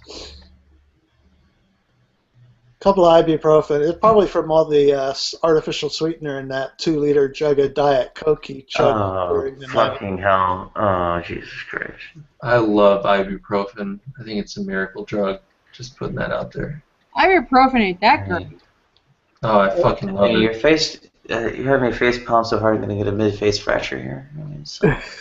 I had the worst toothache imaginable. Well, you guys had toothaches. I'm exaggerating. It was a bad toothache. They had me on Vicodin and all kinds of shit. Really sucky. Huh? Yeah, I was on I Codeine. have a rotting tooth with no insurance whatsoever. You have to deal with it. Well, yeah, I had to be on antibiotics and get the infection gone before they do any work on it. So in the meantime, I was just having to deal with the pain. The Vicodin basically did nothing. 2 ibuprofen, totally gone, no pain whatsoever. Oh, God. Yeah, when I was, Funny about ibuprofen, I just heard a news report the other day, and I know how things go. They say, this is good for you, and then 2 weeks later they say it's bad for you. Oh, no, it's not good for you. It's very hard to that's deliver. what all of my doctors told me about ibuprofen. And then on this news report, and I swear, it's on Fox News. What are you going to say about it? But anyway, they said they said you can live as much as 10 years longer. They were actually building up ibuprofen. So I don't know what the agenda is. Maybe ibuprofen's so bad and they want to kill you off, so they're saying it's really good. You'll live 10 years longer. Take a bunch of it. I don't know. If you don't have any What I ibuprofen, I heard. can show you a way to get rid of your headache real quick, if you're interested. Woo-woo! I have a pretty good idea of a couple different ways. Hey, yeah, I used to live on about 10 ibuprofen or more every month because the cramps were so incredibly intense. I had to take several days off of high school for that shit. Only 10 a month? Well, I love the way you put that hook on the word. That bringing. I'll easily take 12 a day. So 10 a month is like, what? I dig it. I think I'm ready to chug a whole bottle full now if I keep hearing about cramps. Yeah, I'm just trying to tell Nadia she's lucky she wasn't born an actual female. Here comes another face See, that's what I mean now. There she goes. Like, the record is now, the tape loop has now gotten back to the beginning again. Again, back to the beginning. But yeah, I mean, seriously, you don't want periods and you don't want cramps. You don't want to be pregnant. You don't want to give birth. Trust me, you don't. So what you're saying is Nadia has the best of both worlds. Yeah, exactly. Well, I don't want my hand on fire either. But I bet she could tell you many more things. Double face palm. We're all in trouble now. Yeah. We're getting double palmed. Nadia wishes she had more hands to face palm. We need to give her more palms to feel. She's going to be bringing her feet up next. We'll find out that she used to do ballet. Oh no! It blows my mind. I mean, Yeah, there we go. Now the other one. She's gonna have her feet Nadia, up are you there in a minute. joking or are you super hurting over there? Yeah. Sorry, Nadia. Oh, that is her foot.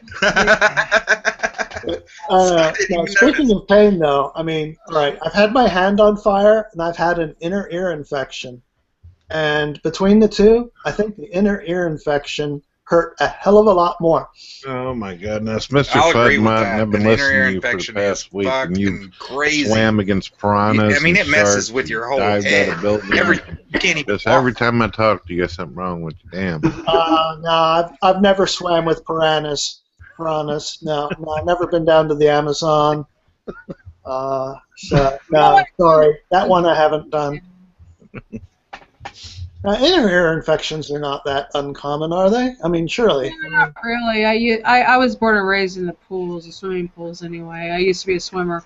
But the pain did make, well, actually, inner ear is responsible for balance, so I did vomit, but yeah.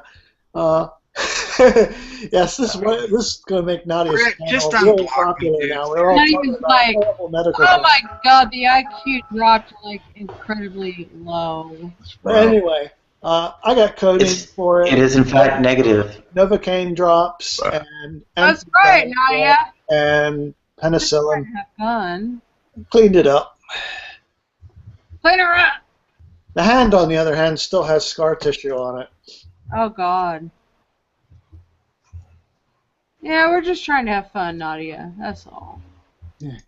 But obviously, if we're going to go debating medical conditions, Nadia's going to win, hands down. Of course, yeah. He's got us all beat. I mean, type 1 diabetes. Well, that's hard to beat right there all by itself. My god, the woman's a fucking genius. Makes me feel so retarded. Type 1 hypothyroidism. Yeah, the hyperthyroidism. Post-gonadectomy or whatever. So, She can probably turn around, lift her skirt, and we'll actually see her backbones, the spine, sticking out of the skin, like species. 3 of those put together is an endocrinological nightmare. Nadia, I think you look great. Don't worry about it. No working kidneys, no working pancreas, no working thyroid. At least, Nadia, you probably have no cellulite compared to me. Us women, man, we get cellulite like you wouldn't believe. That's not limited to you. Oh, gosh. She probably has great thighs. Nadia, you probably have great thighs compared to me. Any day. And I killed the room. He's doing it again. It's like, whoops! She wishes she could be on the other foot now. I know she wants to wishes she could be on the other foot without falling onto the computer and doing a keyboard face plant. The most embarrassing thing any program. We have more than just the face plant. We have the foot face plant combo going on over there. Well, here's the thing. If you're a Perl programmer, it's the most embarrassing thing. You do a face plant on the keyboard, and your regular expression comes out, and it's like perfectly coded, and you've been struggling with it for like all day to get the regular expression to work, and just dropping your head and randomly pumping out a bunch of keystrokes. Boom, there it is. Nadia, be glad you weren't born and raised around my family, man. It's all just retardation over here. It's rough. We'd be talking about fishing and hunting and partying, pretty much.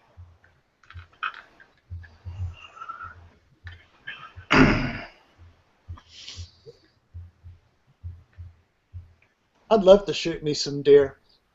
Oh, hell yeah. Venison's the best compared to, fucking cow. Well, just eating it's okay, too. But, I mean, no, seriously. There's so many deer out there. It's overpopulated down here in Kansas. The car I drive has been hit by deer a total of, let's see, 1, 2, 3, 3 or 4 times. I'm not sure. I'm not sure if tagging the wing mirror counts. But anyway, it's still got some damage. It's like I tried to miss the deer, kind of missed it, but ended up hitting a concrete post instead. My rule for the car now is just aim for the damn meat. Alright, so how do we get from the 5 pillars of Nadiaslam being atheism, naturalism, materialism, determinism, and utilitarianism. To Evolution. how many deer, I don't know, you Nadia, ran over with your car. Yeah. Yeah, well, Nadia, you know that evolution is an undirected process. come on, Nadia. Have fun. There's obviously no selection going on in this hangout. Of course not. Well, the question is, what do you think my idea of fun is? Fun. Parachuting, I don't know. Hiking, running, hunting. Of course, I totally fail when it comes to debate, obviously. Happiness is a warm gun. Oh, no shit, right? Hey, pass it over here.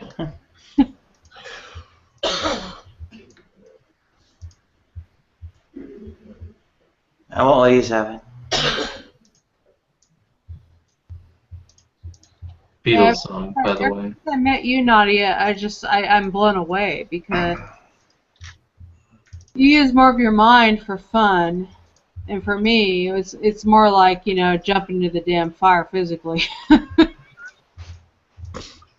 Or doing drugs, or LSD, or shrooms, or running away. I don't know.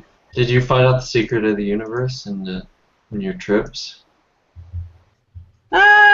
No. Not at all. I took a trip down memory lane once, but I got lost. Uh-oh. Where'd you go? I don't know, I was lost. I was lost, now I'm found.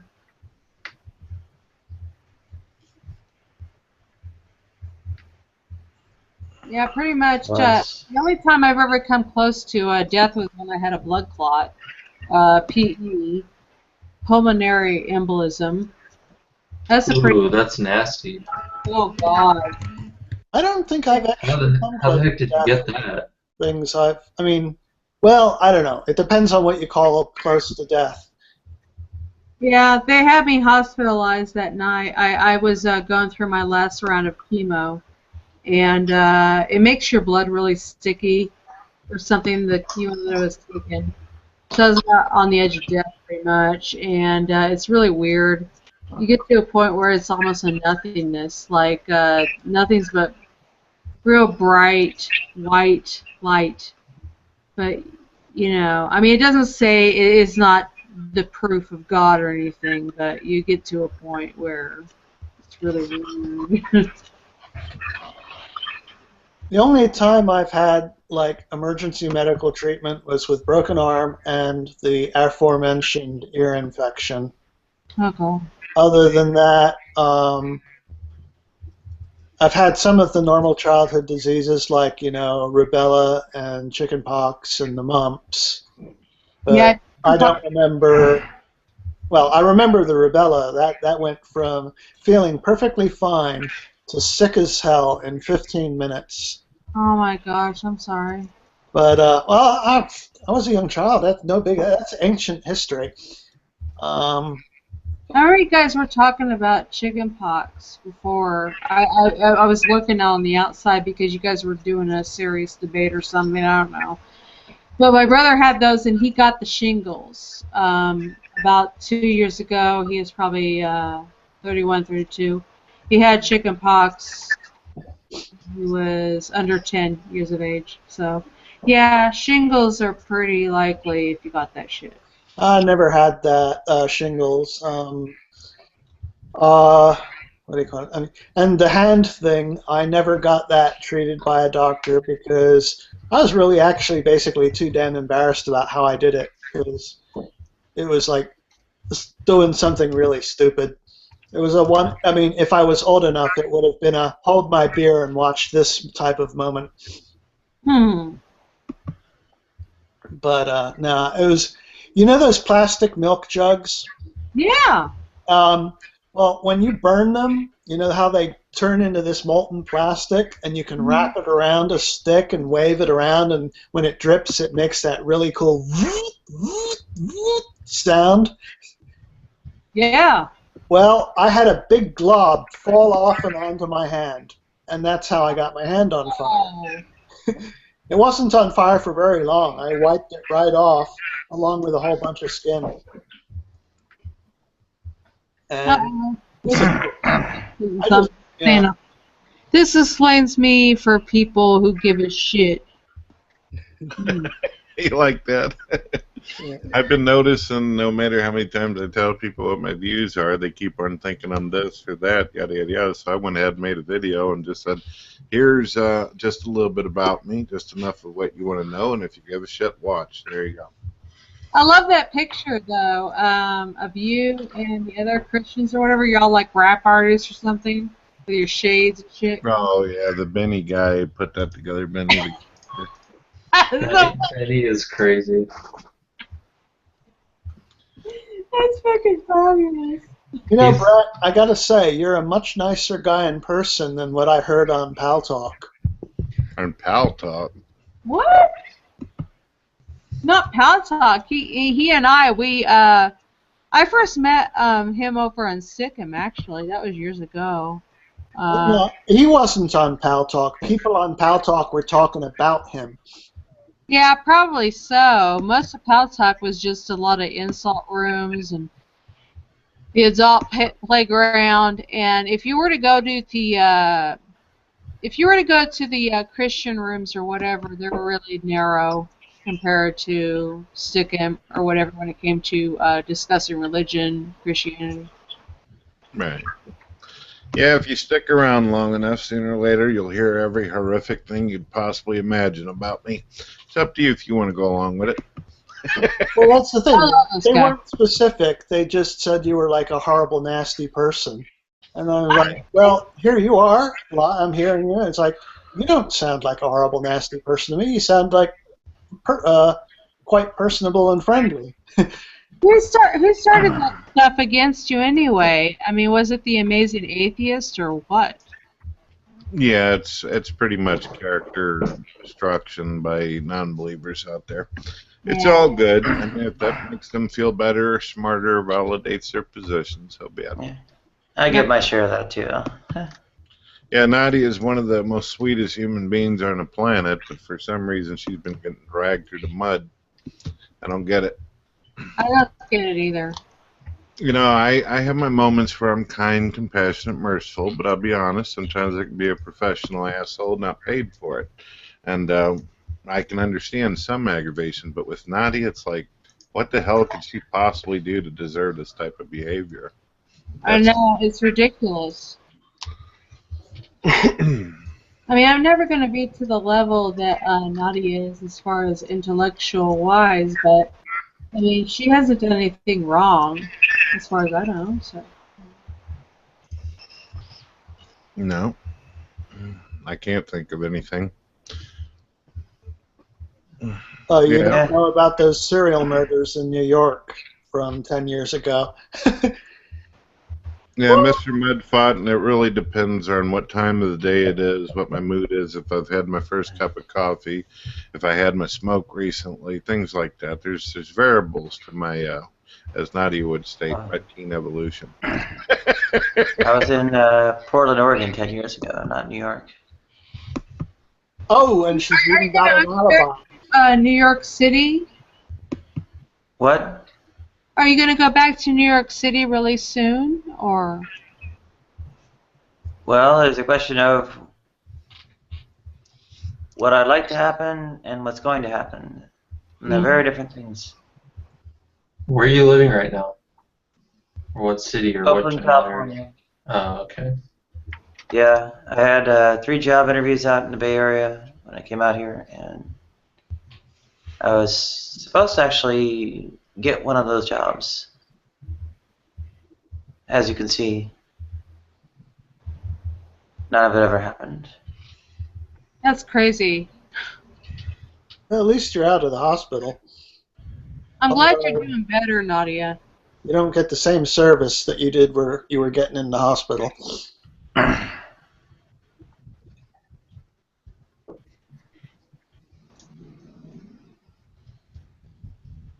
But yeah, it's good to see you doing better.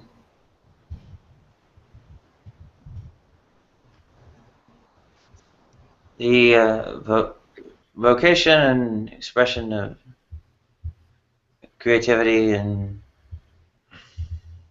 one's identity and all that are very connected, and no matter what you say, and they are not happening here. High absolute atheists and something or other. Only Absolute. Seth deal in absolutes, right, Nadia? Hey, what's going on, guys? Oh, How you doing? I find your lack of faith disturbing. ow, I almost got it. Hello. You can't pull that off. I find your lack of faith disturbing. That Actually turns me was on. pretty good. That's pretty good. Yep. That was awesome. Damn, girl. Now I forgot what I was going to say. You don't know the power of the dark side.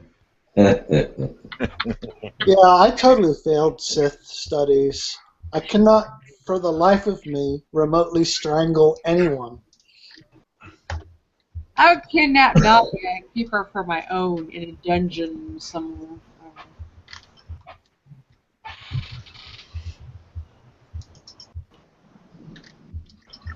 My bad. Oh, had something stunned to do to with the face palm. creativity. I know Nadia has. What, girlfriend? I know Nadia has creativity because it is impossible to be good at math without it. It's too bad she's got two girls because I'm very dominant. Probably tie her up and shit. You know, it's crazy, but you know.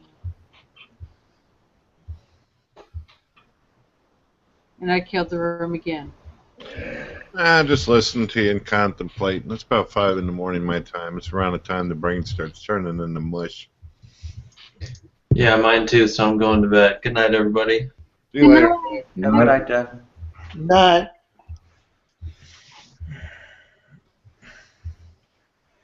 Nadia, I'm going to be doing a second video having to do with different views. Already dealt with abortion, death penalty, religious views, yada, yada, yada. Is there any questions you think would be interesting for me to throw on video? I guess the existence is synthetic a priori. Say it one more time. My brain's fried, remember? I said the existence of the synthetic a priori.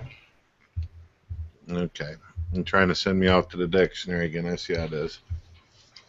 A priori is, essentially a tautology, and a posteriori, as opposed to a posteriori, that's, true because of experience and such.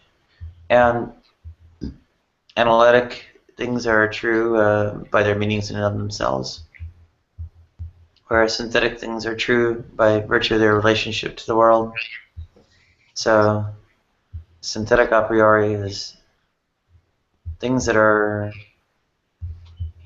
tautology, pure reason and such, that are true by virtue of their relationship to the world. Did you get all that? No, I still don't comprehend what you're talking about, but it sounded extremely articulate and awesome. I just didn't comprehend it. My fault, my weakness. Just accuse her of obfuscation. That always works for you guys. Oh no, I mean, it's pretty standard question, whatever.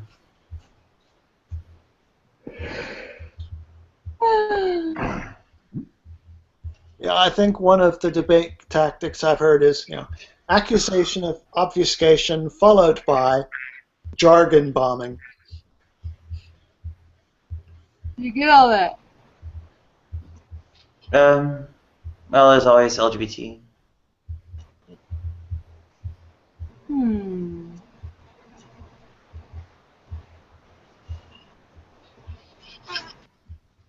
Lima Golf Bravo Tango. I think they use sometimes GSM now. Gender and sexuality minorities. Good for me. Yeah, somebody wrote to me and they said, I'm a new viewer and would ask you a few questions if you can answer on an upcoming video. Of course, you can reply to me here if you want to, but I'd prefer video. It's like, he wants to know my views on transgendered, homosexuals, pedophiles. Do you believe their desires are natural or do they stem from worldly or supernatural source? That's pretty odd, isn't it?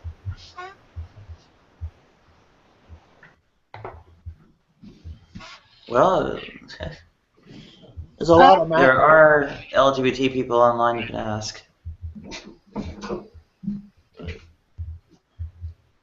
Well, it's crazy they include pedophiles and stuff because transgender, transsexual, what have you, have nothing to do with that.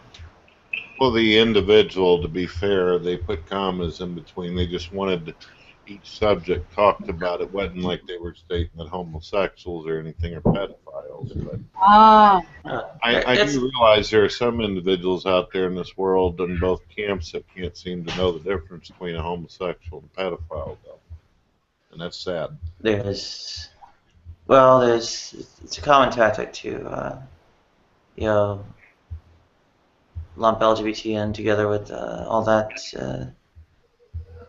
as a kind of guilt by association kind of affair, smear tactic, whatever you want to call it. Yeah, and even slippery slope type arguments. I don't know if you ever heard of I don't know if I ever talked to you about this, Nadia, but there was a user a while back, atheist named Enderphilian, who actually tried to argue towards pedophilia being natural. Might be one of the reasons why folks have to put up with that stuff, because some atheists trying to make these kind of controversial arguments.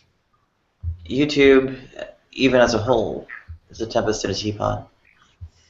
The arguments made about this happen in the real world and come from other sources such as the American Family Association, Focus on the Family, and the Family Research Council. One of the things that this atheist argued was if a child were consenting, would that make it morally okay, according to his worldview? Very creepy stuff. I can't even believe someone would even have the audacity to record a video like that, but he sure did. Yeah. Here we go, Gary. Of course, the trouble comes in, right? Can such consent be delivered? Can a child be informed to deliver it? And welcome, Gary. Hi, Gary. Hi. Hey, Gary, how you doing? Hopefully you've been having a good day. Head's bugging me, but I'll survive. Nadia. Yes? I was thinking, I do, in addition to atheist videos, I do videos on depression. I was wondering, I don't know how to play this idea. I was thinking, try to promote people getting on the Google Hangouts or maybe do Hangouts of their own, find their voice, build up their confidence.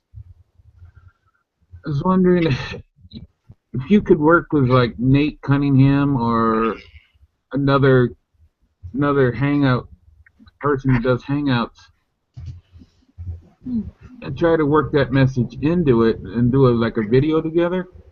Try to encourage more people to do this.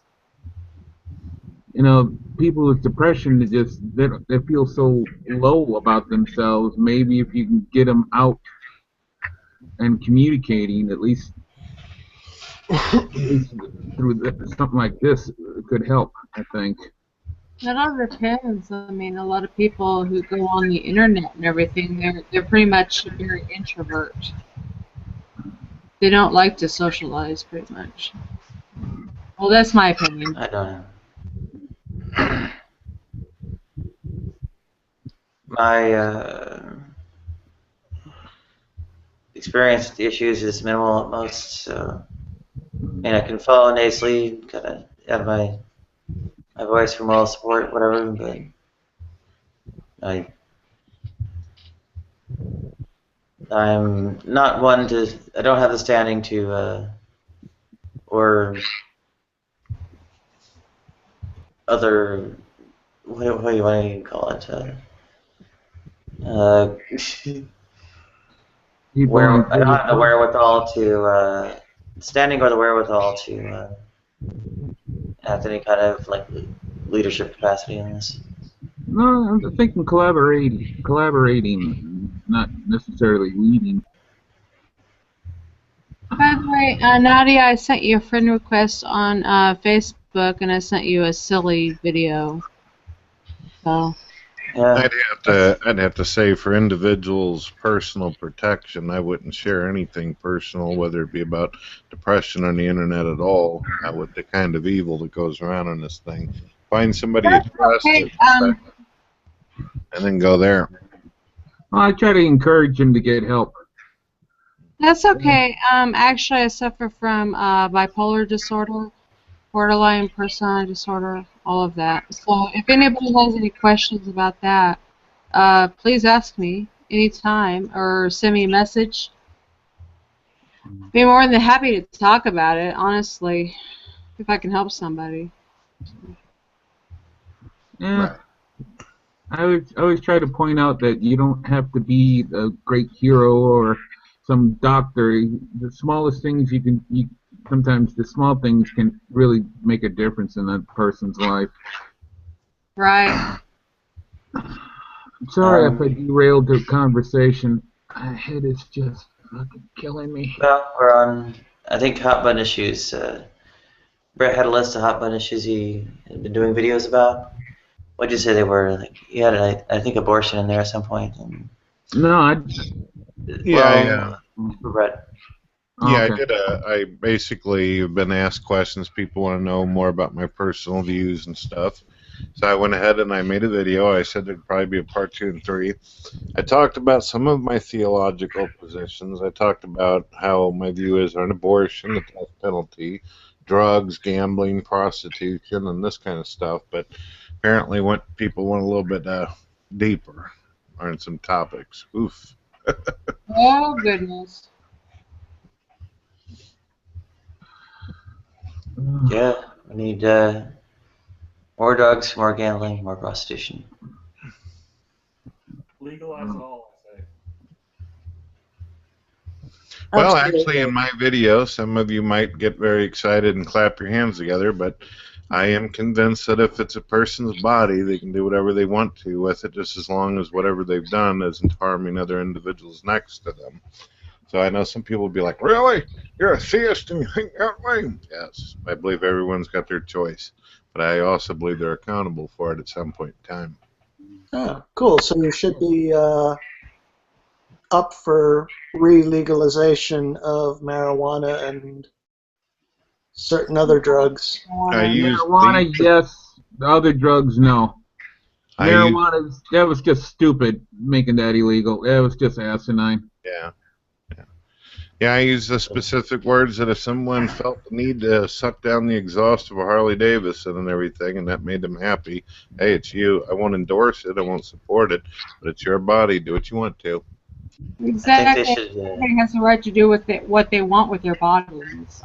I think they should like legalize like crack cocaine and just like have like commercials, just like having like you too can have an aspiring career as a crack whore, just like right outside the casino. Oh, don't forget, Coke adds life. Problem with having Christians running the government. Everything's illegal. We can't hear you. Yo, mommy, I really want to be a crack hoe when I grow up. Let's just do it. Let's be crack hoes. Jeez. Like, why not? Right? Bring it on, bitch.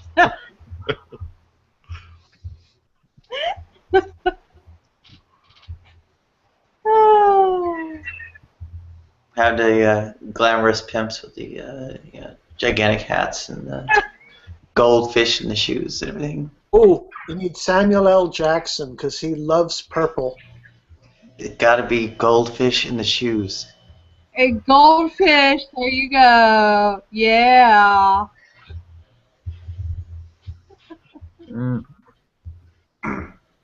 And like a scepter of like a king. You're nothing but a hoe, girlfriend. You a hoe. Well, it works in Holland. Yeah, gotta have like, you know, somebody that I really want to be able to point to and say, that's my pimp. Woohoo! You know. Hey Edgar, how you doing? We're all a bunch of hoes in this bitch. Welcome. Yeah, it's like when Rancam was going on, and it's like, hey, wait a minute. Why is it just them? Why can't I prostitute myself for atheism? Exactly, right? Let's do it.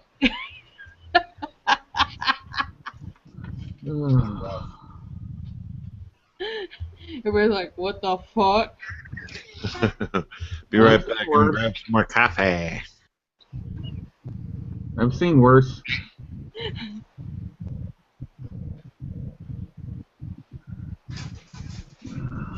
Oh. Yeah, it's going to be taken out of context, but who cares? Oh well. My career's dead anyway. It's the beauty of editing software. You can a good editor can, you know, just. I got to work on that. I got to learn how to do that. My videos would be much better. You can make people say anything, do anything. This is your glimpse into the abomination's reprobate mind.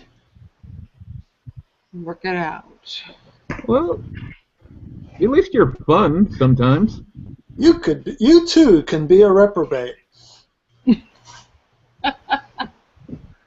And 6 easy lessons at 1995 semester. So, damn, my nipples hurt. I wish I had nipples to hurt. Oh. Yeah, well, they're hurting pretty good. Woo! Work it, girl. This is turning to the. Is this acceptable on Google Plus? I have no idea. I think we'll find out. Oh well. Yeah. As long as it's not nudity, who cares? You know, unless somebody decides to strip. Oh. You know anybody who's good about interpreting dreams? There's one I've been wanting to have looked at for a long, long time. Anybody you don't have to describe the dream. I can already say what it means. Within 50 years, you'll be dead. But will I take somebody with me?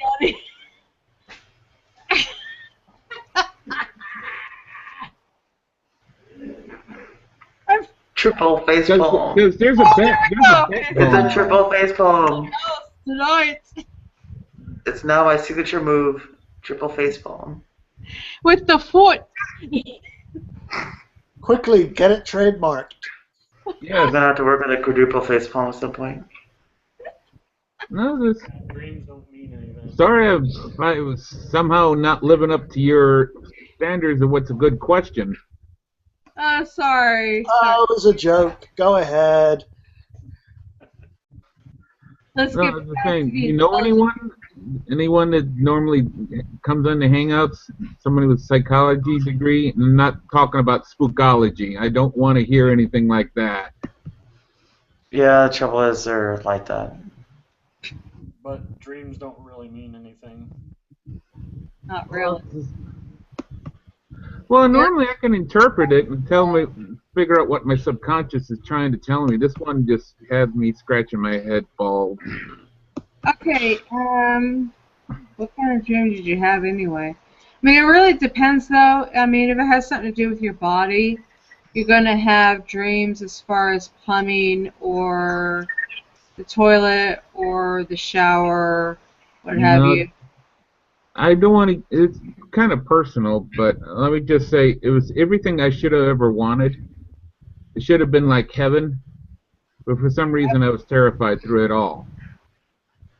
Wow. I was seeing people I care about, I loved that was dead, alive. I was seeing. It was pretty much a heaven dream, but I was completely and utterly terrified. I faced circle stomps with less fear. And every time I kept waking up to the fact that it was a dream, somebody would say, "What's wrong?" And then I would lose it, that knowledge, but it would just tear at me. Well, pretty much from what I know is anything that has to do with disease, cancer, what have you, you will have pretty much plumbing, toilet overrun, what have you. It deals with the bathroom. And everything freezing outside. If you're afraid of extreme exposure, then you're going to see everybody seeing within. There's nothing.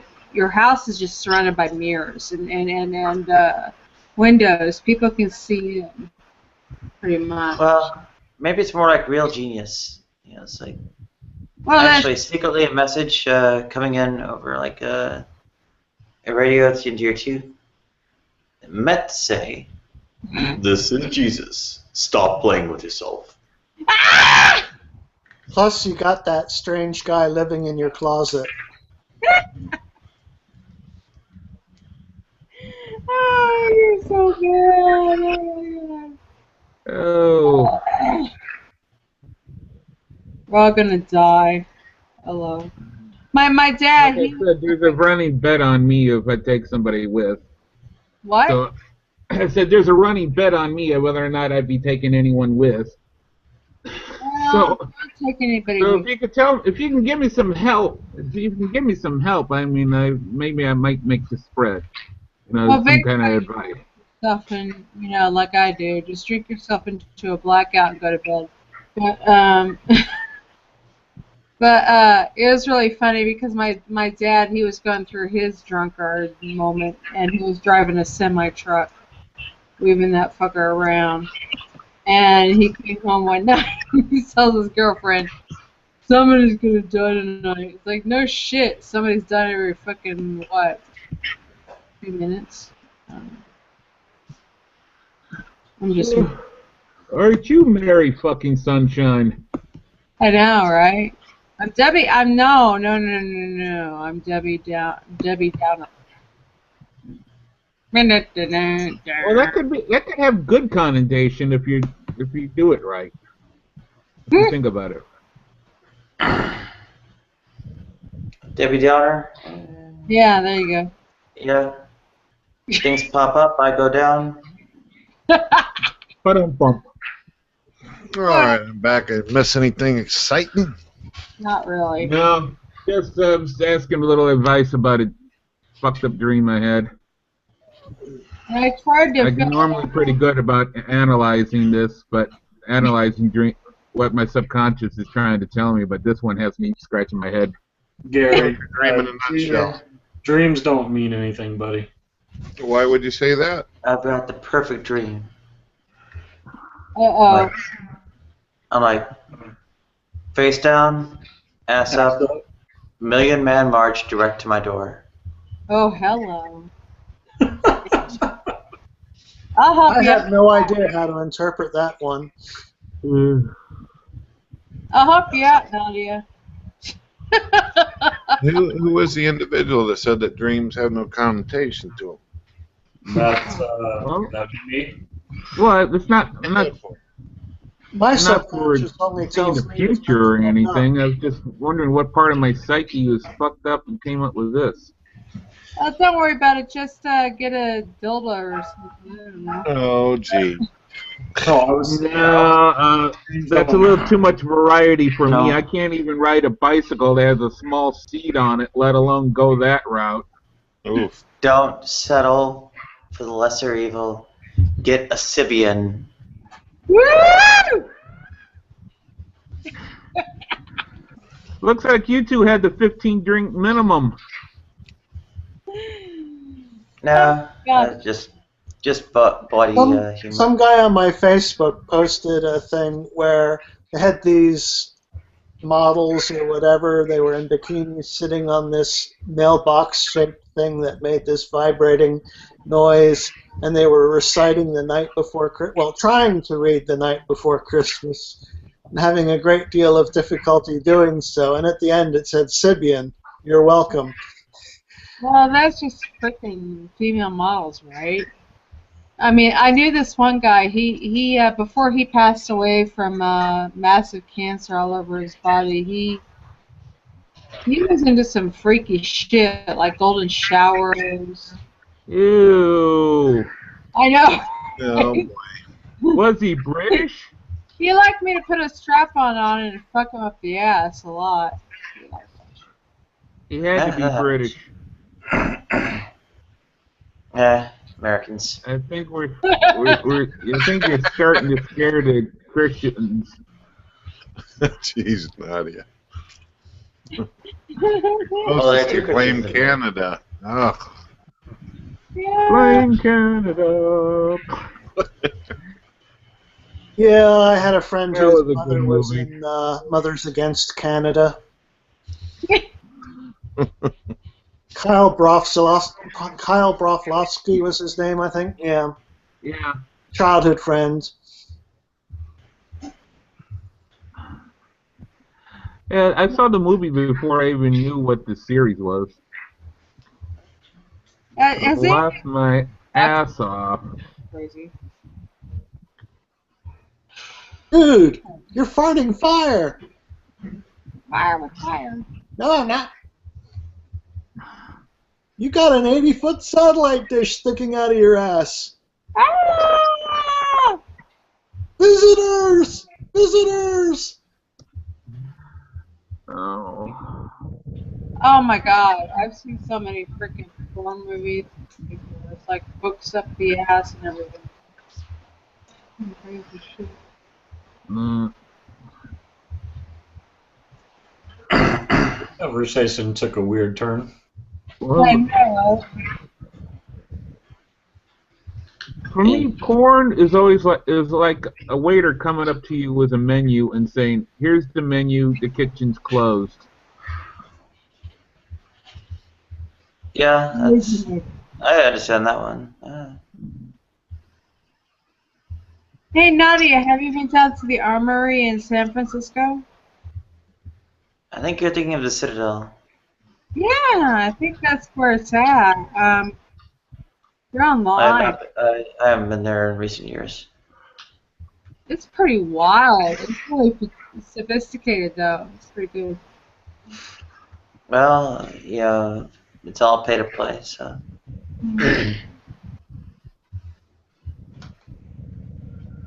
Well. Okay, well, it isn't. I'd actually get it free, but still. Not much of a point to it if I can't clean up for it. Or get dressed up or made up or whatever. Girl, I'm like to impress Nadia. A well-dressed Nadia? you look good anyways already, but I'd like to see you done up, like, you know, the whole gloves and the gown and the whole... Well, if I could maintain myself, I'd have a completely different hairstyle. I love your hair. It is so... It's not bad. Well, I'd have bangs. Cover up the forehead. I'm Averages. waiting for my bangs to come in, actually. Well, at least you put some effort into it. Me, I always go for the crew cut because I'm too lazy to fuck with my hair each and every day. That's why I keep it short. Yeah, I spend 0 minutes fucking with my hair. I'm in the same camp Poverty. as you did. Poverty condemns me to Easy to take care of. Minimal maintenance for what I can do, which is basically one length. Bangs need product and other garbage to maintain. Not exactly. I was born and raised with bangs pretty much, and all you gotta do is you don't even have to use any mousse or any hairspray. What you gotta do is after it's washed, You just write it with a brush. Depends on your hair. Yeah, that's true. Your hair type. Yeah, mine would take product and stuff. If I don't have the weight, of the hair bearing down, it's a mess. Well, at least you can pull it off without the bearings. I can't. Well, Nadia, I can't. I'm not in. I don't know how to edit or anything. But I was thinking, I got this camera. I just put it up to the screen, and maybe if I do that video about getting people to do Hangouts, if I come on sometime while you're doing one, maybe you can give advice. What is it exactly you want them to do, Gary? Well, you see, all this crap going on about religion, and I'm thinking maybe put out the argument that the more talking, the better. More talking might lead to less fighting. Or I also want to put in an angle where finding your voice is very important to your self-esteem. Are you having trouble finding Google Hangouts to discuss this, because they're almost running constantly? Well, I didn't know about it. I didn't know about it until I started getting on YouTube.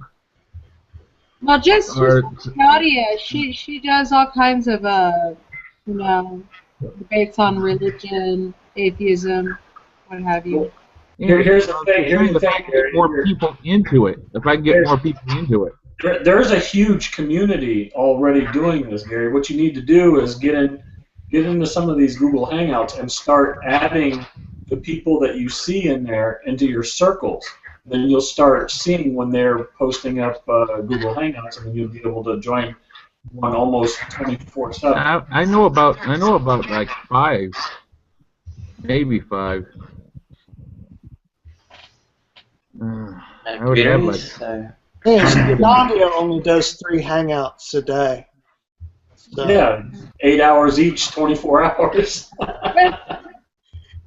Nadia's good at that, man. I mean, if you have anything to talk about as far as atheism, religion, philosophy, law, what have you. I was just trying to find some way to do some good. Well, Gary, all you really need to do is just expand your social network within Google Plus, and you will see the huge community that's out there that's doing this. Okay, so I'm happy with my what I do already. I was trying to get more people into doing something like I'm doing. That's what I was. What is it that you're doing? I was trying to play. What is it that you're trying to do? Trying to get people who at one point I went into like a hermit kind of mind frame, withdrew from society as much as possible. But now I'm coming out of that, and then I was wondering maybe there's somebody else like that out there, and maybe I can help them get more inclusive in society again. Maybe socializing. Hey, Nadia, I was some people who have a phobia about that. Maybe. Okay. Nobody heard either one of you. Okay. Hi, girl.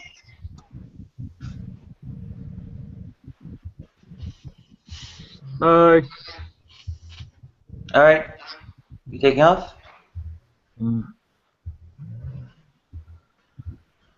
Oh, due to that, another idea I have for a video is going to a woman's shelter and just let them tell a story about what somebody should do in an abusive relationship. Just give the intro and let them say what advice they can have. Oh, I wouldn't suggest taking a camera to a woman's shelter. No, I was not into a woman's shelter. I understand. Wait, Gary. I understand what you're saying. The thing is those people are there because of usually abuse, and they don't want anybody to know where they are and what they're doing. I'm not saying I was going to do it with the person in charge of the shelter, not just anyone in there. And I'd call in advance, make sure they know my intentions, I'm just going to wander into something like that. The cops would be on my ass in no time flat if I just wandered into a situation like that. Yeah, I mean, damn, look at me. Well, yeah, taking a camera into a place like that is not a good idea. If you want to set something up where somebody comes to you and does something like that, that's different. I'm just trying to give you some advice there. That's a very there are shelters all around, like in any city, and they're basically top secret, so that women can go to these places and not be stalked by the men that they're trying to get away from. Yeah, I was thinking of maybe talking close to. tricycle, by the way. Yeah. I was thinking maybe talking to one of the community liaisons through the police department, ask them their advice, and maybe they can put in a word for me, and we can set up a meeting like that. That way. I don't think that's. There are probably better ways to approach it. Well, like I said, I'm not going to blunder into a situation. No. But I understand what you're saying, and that's a very noble thing to want to do. It's just putting it into practical application is probably not a good idea. It's a noble thought, but that's where it should stay. I'm telling you right now that if you were to try to do that, you're going to meet a lot of resistance. People are not going to want to help you do that. That's not something people want to do. Now, like I said, what you're talking about is very noble, but if you actually try to put it into practice, you're going to find a lot of roadblocks and a lot of resistance. That's just a lot of times when people are in those situations, they don't want anybody to know about it. They don't want to talk about it. The people who run those communities, they don't want to talk about it.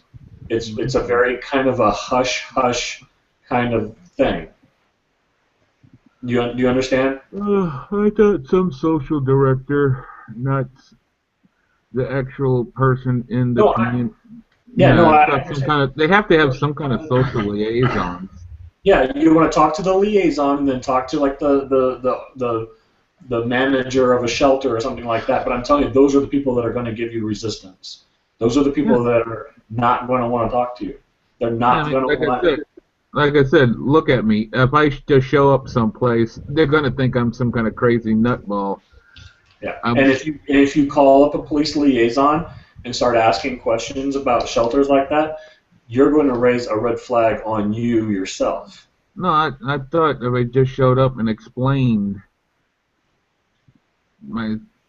tell them about my channel, have them look at it, and then show that I'm on the up and up and not some kind of troublemaker. Well, Gary, let me tell you, I've worked with the police before, and if someone came to me and said that they wanted to do what you're talking about, my first thought is you could be someone trying to track down a woman who got away from you.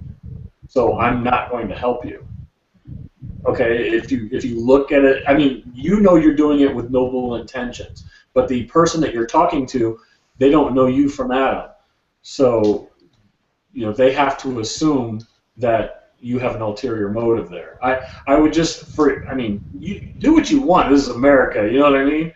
But I'm trying to let you know that you're going to find more resistance than help if you try to do that. It's a subject matter I think is important, but I'm not going to just do something without some real information. Like I said, do what you want to do, Gary. Just don't be surprised when you get the door slammed in your face. Okay. That's just Gary. That's just something that people just don't want to talk about. People who are in that situation, they don't want to talk about it. And I know that you're not going to just walk up to a random person and start talking to them. That you want to go through the proper channels. But those people who are in the proper channels, they're going to be the ones that are going to put their hand up and say no, thank you. I'm just giving you a heads up. You go ahead and do what you want to do, but I would advise against it. I would pick something else. I would pick a completely different topic. Yeah, I was just hoping that maybe I can do something to inspire somebody to get out of a situation like that. Stockholm Syndrome's a hard thing to overcome without some example to go by. It's basically what an abusive relationship is, Stockholm Syndrome. Like Christianity. Examples. Yeah. Examples aren't what do it.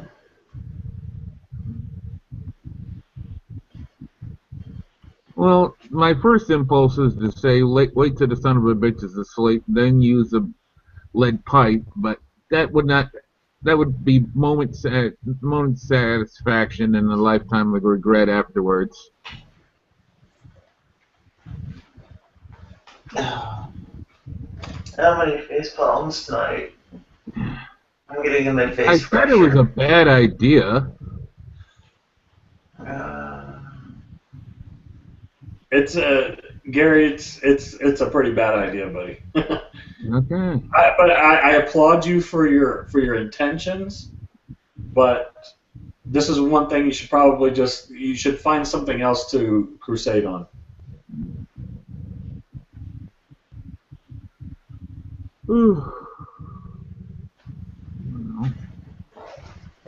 Yeah, publicity is kind of not the way it operates. Awareness. Yeah, it's kind of like the antithesis of, you get tired. I'm sorry. Go ahead. Oh, I didn't realize you were still talking. I was gonna say, besides that, Gary, the women that are in these shelters or whatever, they've already done the hardest part. They've already accomplished the goal, and that's to get away. So talking to them about their situation, it's not them that you need to talk to or give their story, because they've already done it. It's the people that are still trapped in their relationship. What you need to do is find someone who's in an abusive relationship still and talk to them. But the people that are already out, they've already taken that big step. They've already done the hardest part, and they're already getting. If they heard their story, then maybe somebody would say, I can do that too. Then what you do is you find someone who's already been through that and come out the other side. That's who you got to talk to. Not the people that are in the shelter. Okay, don't talk to those people. You talk to people who've already been through the shelter and come out the other side and are better people for it. Then they can recount their story if they wish. Yeah, I want to expand and do more than just bitch about religion. I know that's important too.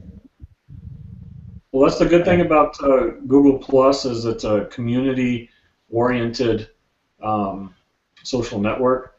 So typing in a particular topic into the search engine will give you that community where people are all talking about that topic. You just happen to be, right now, Nadia handles mostly religion and atheism topics.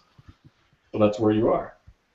I mean, yeah, I kind of win by default. I mean, I pretty much just being out about who and what I am, and being there, and I pretty much am already doing what I need to do.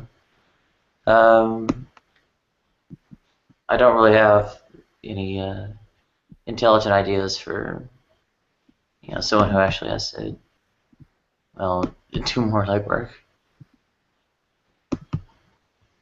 Yeah, like I said, it wasn't about the blunder in their situation. Cold, careful calculation, always best than a lifetime of I'm sorry, I'm sorry, I'm sorry. Yeah, you want it to be like a social justice warrior. I just want to serve a fucking purpose other than myself for once. I'm tired of myself. Well, I used to be able to. For the last 10 years. I used to be able to, but now I'm, gone forever. Well, you just merely changed. That's evolution. No. I didn't know it was destroyed. We are not the child we were. We were not the petulant teenager we were. I'm not the out-of-control asshole I was. I'm just trying to cope with what I am. I don't think that's universalizable.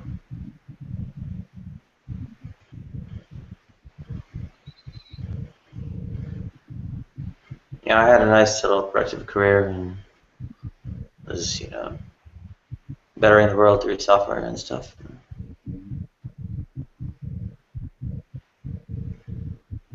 I like how this world is really, something's ugly is going to happen. Back when I was young, everyone would say there's going to be a race war. I don't think so. I think if there's going to be anything, it's going to be about religion. Religion's on. It's probably sensing its own demise. The inevitability of it. Look about how the situation's changing with the Catholic Church supposedly being more LGBT community friendly. That's single factor causation, and Yeah. also, sort of presumption of ultimacy, right? Yeah, you have to. Okay, what's behind all the religion? I don't think religion will. What? Go ahead. I'm sorry, Absolute. You said what? Oh, I don't think religion will ever die. No, I think it might go on the same par with, say, Druidism. As technology and society grows and changes, I'm seeing a slight shift away. I'm not talking tomorrow, I'm talking somewhere 40, 50 years down the line. It won't have control. There will always be people afraid of death, and there will always be people selling them eternal life. So, what makes you think technology and society will grow indefinitely? It's still evolving. I think. Oh, what the heck is killing me? Are we evolving in such a manner? Yeah, I think so. Hell, I have good reason to doubt it. As technology grows, it's going to be harder to have an awe of the unknown when there's less to have unknown. We have a tendency to fill in the blank with God and everything that there's a gap. And I think the gaps will be shrinking.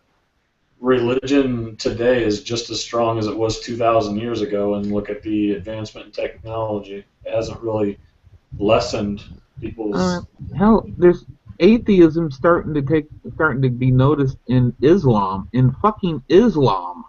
It's starting to. The internet. Yeah, the one thing that was supposedly bulletproof because they will fucking use bullets. Kufru al-Inkar, I think, goes back to the inception of Islam. It's not new to Islam. They still throw people in jail for being apostate. Yeah. They don't kill them outright in Islam. So the fact that people are finding the courage to come out and say, I don't believe.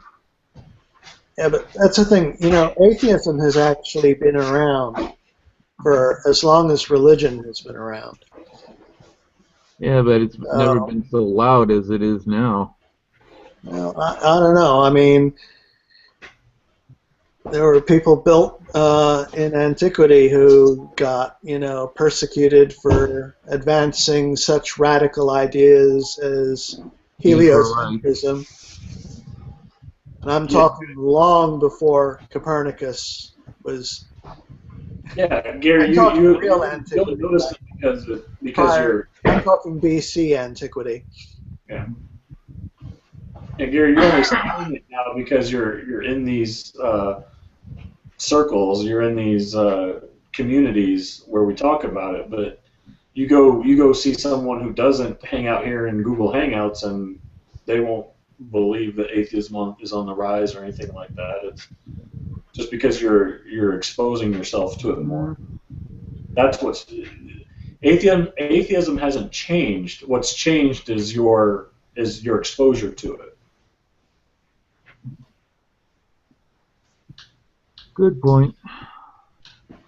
Yeah, and I've there's heard really it good reason mentioned. why. I heard it mentioned before I got into this more than a couple of times. But like I said, they've always managed to trot out some person who looks like he's suffering from irritable bowel syndrome.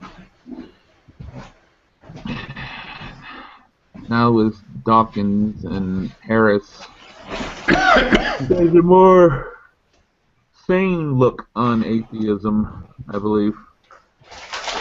As far as some of the guys they used to have on old dinosaur media, they must have poked them with sticks before they put them in front of the camera.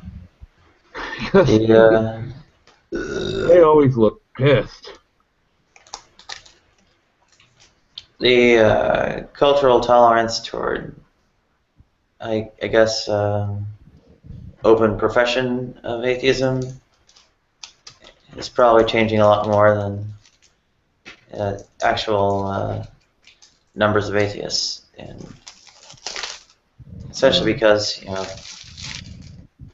people are not entirely honest about their beliefs for reasons of various pressures, and that's maybe some kind of,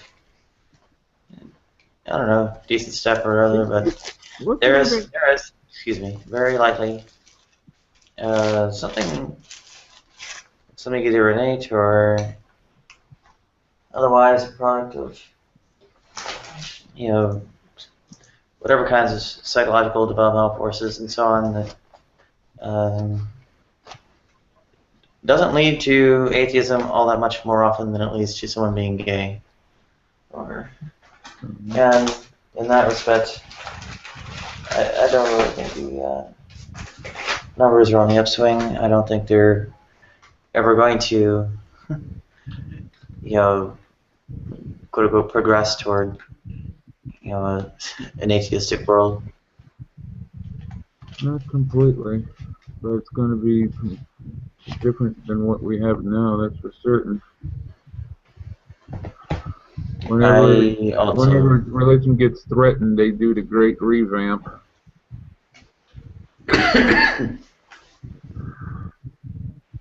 Well, technology and society are... What I mean by the great revamp, try to find a pastor nowadays outside of, say, an Aryan nation compound that says slavery is good. Eventually, when faced with enough crap, religion says, oh, yeah, that's the people of the old. Now we're more enlightened. Forget about the past. We won't take it out of the Bible, but yeah, we'll just ignore it. Well, that's You're forgetting might be why Christianity does something, but other religions of the world have very different histories. And I'd also point out even further that society and technology, don't have like this infinite onward and upward arc as possible, right? I mean, there can only be really so many people in the world, period. At some point, the curve has to level out. And it's really the same for technology, ultimately holds. I mean, just by whatever kind of limitations humans have on there being, finite creatures with finite minds and so on, will limit technology, and in fact, resources are probably more likely to, natural resources like fossil fuels, metallic ores, and so on and so forth, going to limit how much technology goes on. So the smoke clears, all these quote unquote onward upward arcs, whatever, of progress, so to speak, have limits that you can see coming, and you can't really count on that kind of. So you can probably even count on reversals. Numerous reversals have happened. Numerous civilizations have gone up and down over time. Between various I don't know whatever periods of Egypt and such, there were something almost on the order of civilizational collapses. But never before has knowledge been so available. Back in the Egyptian times, knowledge was held by the few and denied to the many. Now there's Google Plus. There's Google. And how is that any different in character? How is it any less limited? How is it any less vulnerable to eventual declines? So you think the internet could fall? Doesn't have to fall. The simple fact that so many people deny evolution and other aspects of science leaves me kind of a little pessimistic about the future of the world.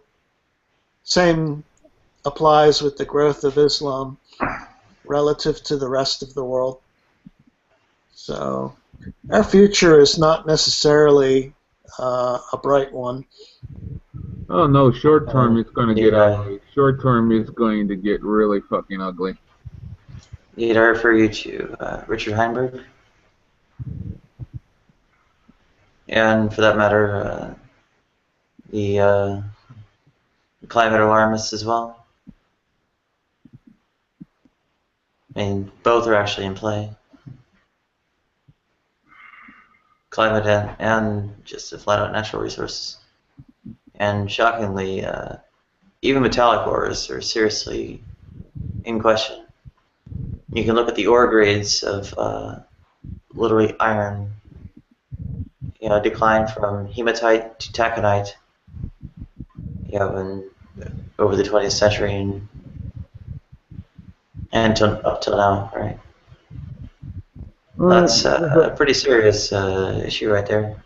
I agree with you on this. Now that oil is going down, alternative fuels will take a hit. I agree with that wholeheartedly. I mean, the whole ethanol thing, that was kind of pie in the sky. There was more of a better chance with nat gas being an alternative fuel than ethanol, I thought. They have cellulose program that could turn anything into ethanol, but it's never been economically viable. Nat gas has been a thing in Europe for years now. And I remember when they first started talking about that years ago, and it's like, oh, this new thing. No, it was in Europe for years before they even mentioned it here. But we're so far behind the rest of the world on anything meaningful. That's a great thing. The rest of the world doesn't get limited by our arrogance. There's bright spots in Europe where they are innovating, and we could just steal it and copy it later on and say it's ours. It's been done before. Well, there's a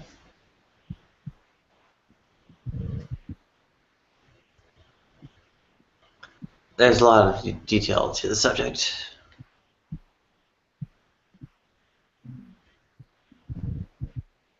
I like Norway's conversion to hydrogen. Iceland's been planning on doing that too for fuel. Norway has a hydrogen highway that it's been a while since I looked into it, but it seems quite promising. Yeah, it's going to take a bit more detail than that. And in the meantime, climate's in play too, and Yeah, but you the always fresh water to grow the plants, keep the bodies alive, and so on is one of the big things that takes a big hit with all the climate change and such. Just plain growing the crops, especially if they get wasted on cattle. Bit tricky. That's the one Especially, reason. Oh, sorry. Especially in China and India, of all places.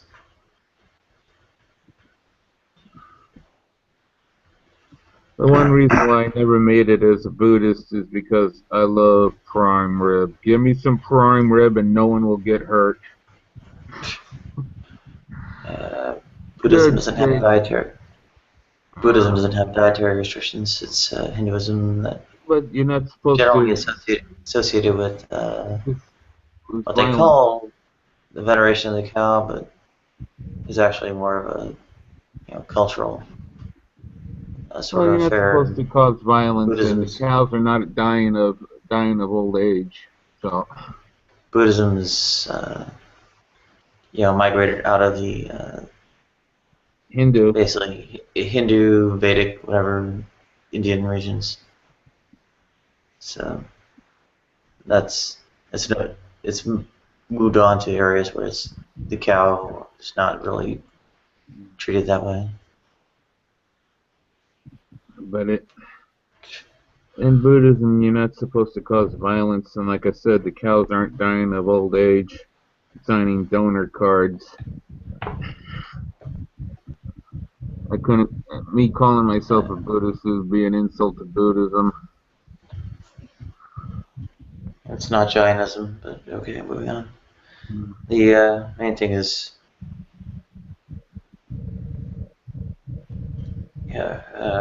freshwater is a pretty serious consideration. Yeah. Probably needs somebody with more background to actually talk about.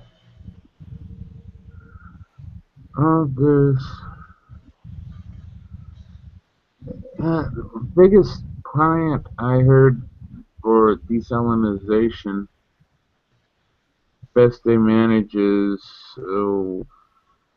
25 million gallons a day, and you need a lot more than that. You need a lot more than that. There's distribution.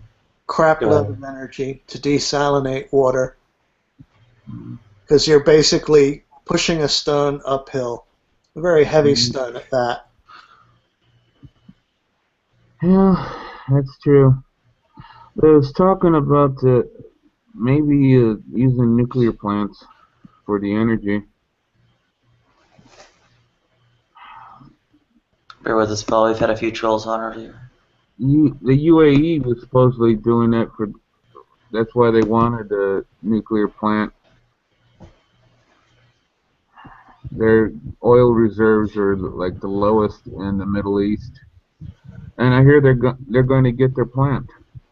Well, nuclear power plants require desalinated water anyway. I mean, even the U.S. Navy, I guess, is probably the biggest. Apart from a country like France or something, is probably the biggest user of nuclear technologies. And a lot of energy goes into desalinization of water to run submarines and aircraft carriers. And of course the civilian nuclear power plants in the United States, they're all based on 40-year-old or older designs, because since the 3 Mile Island accident, there have been no new reactors built, and a number of, I mean, some of them were finished since then, but a lot were canceled. I mean, we're a long way from dealing with nuclear energy as something that's safe and economical, because the research basically almost completely dried up because of 3 Mile Island. And we had Chernobyl, which was actually based on a 50s design, and Fukushima, actually based on a 40-year-old design from General Electric that is used in my area. So, I mean, I was reading about the next gen proposals for nuclear power plants. It's pretty freaking cool. oh yeah, there have been good proposals, but you know, they're like from the 80s. There's been no actual real advancement, and even if there was, there's more than just the simple reactor. You've also got to mine and process the ore. That's a dirty business, and there's still no satisfactory method of dealing with the waste material. Every nuclear power plant in the United States, the spent rods are still stored on site. Reprocessing. Yeah, they don't have any good reprocessing stuff. I mean, well, there is reprocessing. It's called extracting the plutonium and making nuclear weapons out of it. Yeah, that's the problem. It's done in practice. There is a reprocess. There's a process to that. Oh, God, my yeah, that's the problem with the way it's done in practice, but in principle, reprocessing could resolve much of the waste issue. Oh yeah, in principle, plutonium is a perfectly good fuel for reactors. Yeah, wasn't they doing that with substance known, but it's still a very good fuel for reactors. Wasn't they doing that with the decommissioned Russian nukes? We were paying Russia an insane amount of money to do that, to help disarm them, supposedly. I don't know the details of that. Yeah, I heard that a long time ago. That's not the way it was handled now. The only bit I only know a little bit about the nuclear industry because I have an uncle who works in it. And, reprocessing isn't taken seriously as a kind of waste disposal. Well, thing. It's purely weapons weaponization type thing. Yeah, well, most of the weapons grade stuff is actually just created in reactors specifically for making weapons rather than power plants. So. But there's no other reprocessing. The entire presumption of reprocessing is weaponized. And the thing is, the weapons are absolutely useless because we're never going to use them. One would hope. One would hope. Most assuredly, one would hope. So it's really a strange business, you know, taking the plutonium and making it into weapons instead of, okay, let's design reactors that are designed to safely use plutonium. Because the thing with the plutonium, like I said, it is one of the most toxic elements, if not the most toxic element there is. It's nasty. It's poisonous not just because of its radioactivity, it's also chemically poisonous. And it only takes like a microgram or two to kill you. I've seen energy's been an interest of mine for years. I don't think I can get through this. Energy's been an interest of mine for years, and I was watching this documentary on CNBC where they was talking about there's 22 cities in the United States that would like to have an expansion on their nuclear reactors, or build nuclear reactors. But that was before Fukushima. And there's such a blowback about new energies. It's even the conservationists drive me crazy. When I actually saw the president of the Sierra Club campaign say that wind turbines are bad because they hit birds. Wind turbine benefits outweigh a coal industry. Why the hell are they whining about wind turbines? It's like they just want to have this business of whining. Their whole existence is protesting something, so when something goes in their favor, they have to protest that. In the UK, Gary. Hello, everybody. Hey. Good to see you home, by the way, Nadia. And out of the clink, so to speak. Yeah. In the UK, we being a small island, so to speak, there's an enormous amount of controversy over wind turbines. Now, I'm a big supporter of them. I think it's a great idea. But what in the UK, because we're such a small island, we have this thing called the Green Belt. And the Green Belt is the countryside, essentially. And we have a Quango in the UK, which is an organisation put in place by the government to protect the countryside, and they're called Natural England. And you have all these people who are against the wind turbines because they think that they spoil the countryside. Yeah, they're ugly. Fuck! I hate that shit. It drives me nuts. Oh well, it's going to spoil our view, basically. Yeah. My inner child is going to cry if I don't see the pretty trees. I want to find their inner child and kick their fucking asses. Don Henley was completely right. Well, I got a friend in the Midlands, and he's not a fan of the wind turbines either. But it's not just because they're ugly. Apparently, they're quite loud. Yeah, they do make a noise, but they've improved that. They're the older wind turbines. The newer ones, they've addressed that. A lot of that was to do with the angle of the blades, and with technology, they've managed to design them and make them quieter. So the newer wind turbines are okay. Oh yeah. What they need to do is upgrade the older ones. But it's too late, and do you know what? It doesn't matter what you do anyway. There are going to be people who object to it, And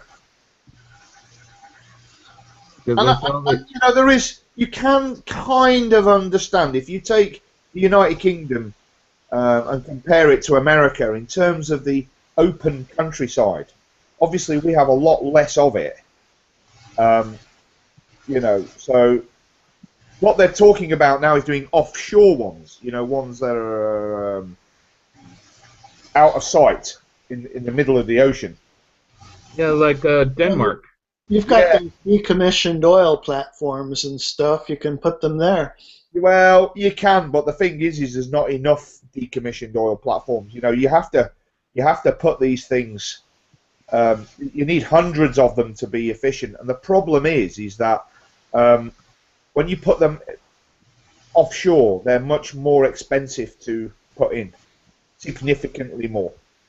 Yeah, you're going to have electrical resistance loss just transporting the electricity back. Well, it's not just that.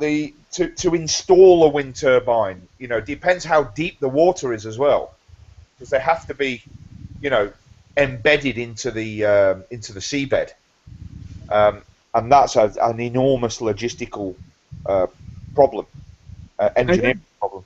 Oh yeah, that's going to be a deal breaker there, because the wind turbine would have to run for years to make back its money. Exactly, and that is the issue. You see, putting them offshore. However, there's a new or relatively new technology which they're using in certain areas in the UK, which is on tidal power. Yeah, that's what I was trying to get in. A word in edgewise. tidal sorry, power. Gary. No, you were right. You were right. I'm sorry.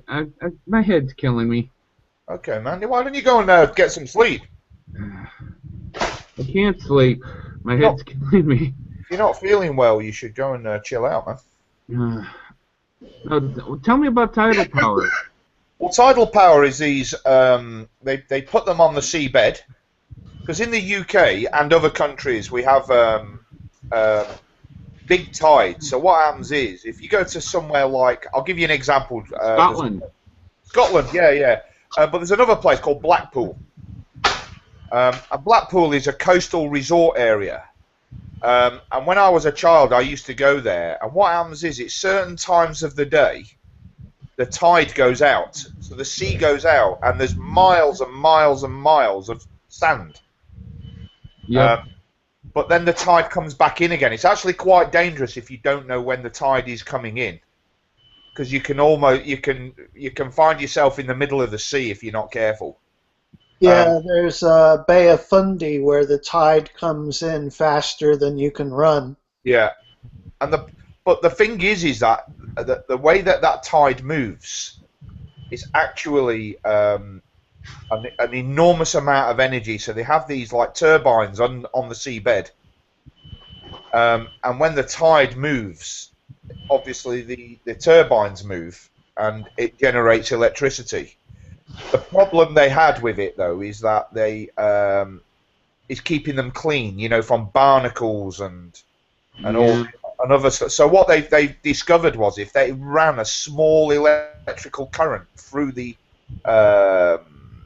structure of these turbines, that kept them clean for a while. So even against zebra mussels?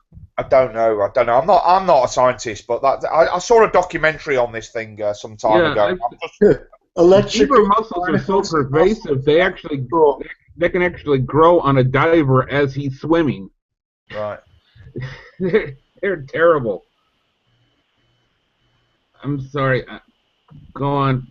Now you're right. I mean, in fact, boats that have pumped out their bilge water have managed to transport mussels and such from ocean to ocean, and in the one ocean there's predators for them, but in the other ocean, nada.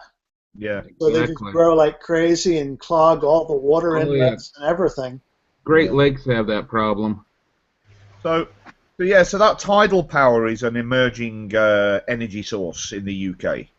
And of course, nobody sees it. So when it's out of sight, it's out of mind. I heard there's one version of that where it's called a blockhouse. It's like a big cement building. The water rushes in. Like I said,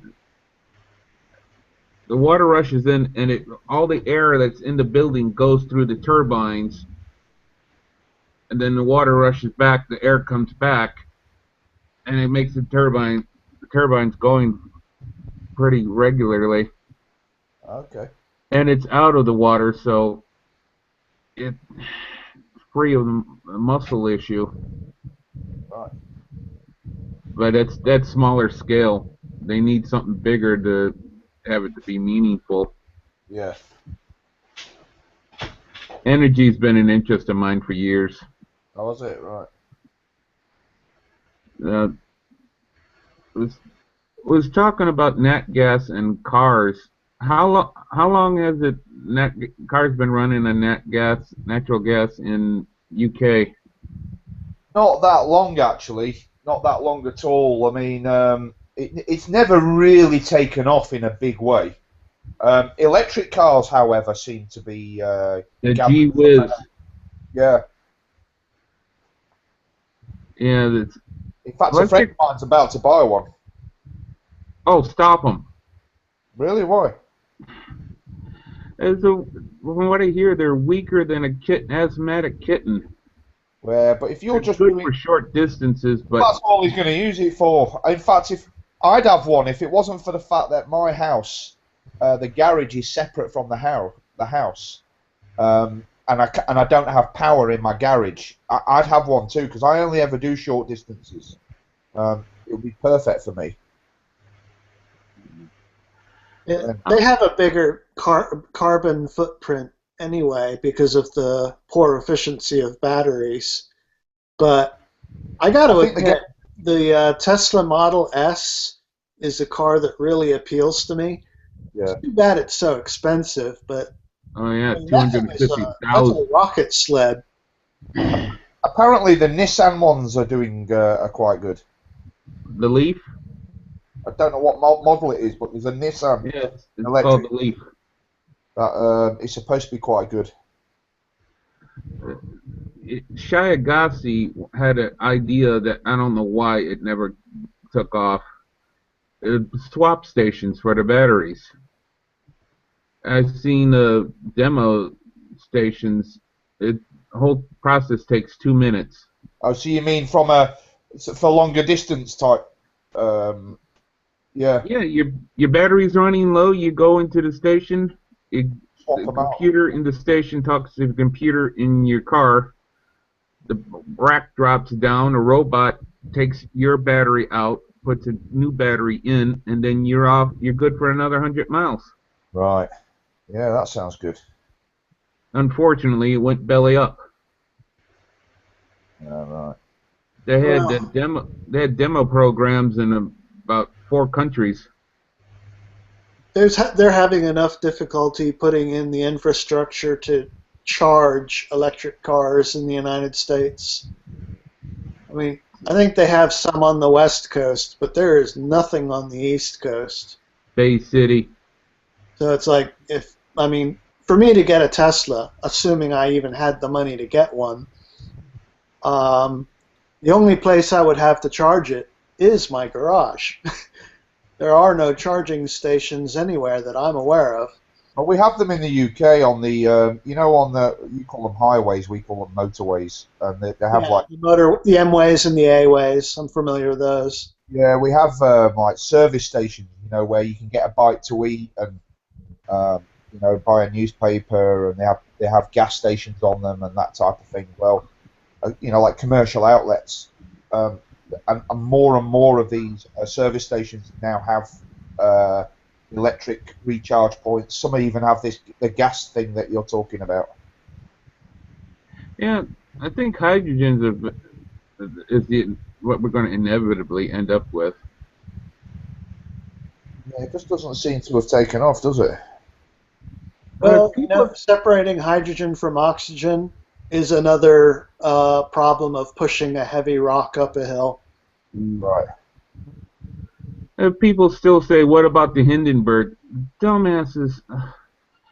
The Hindenburg is a rigid frame dirigible. And you know what they used to coat the frame?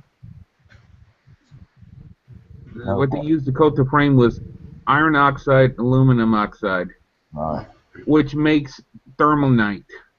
Yeah.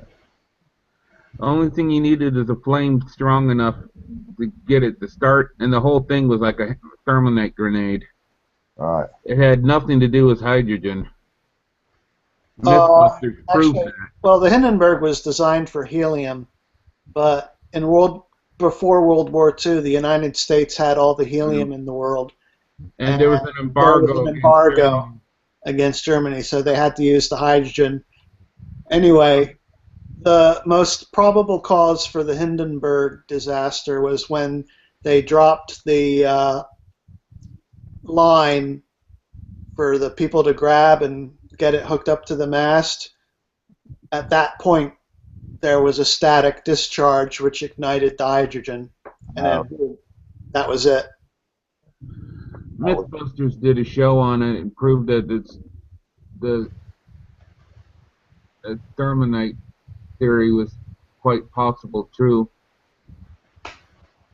They had this one video part of the disaster going. It was freaky. It had one, as the side of the Hindenburg went up, a guy just walked right out.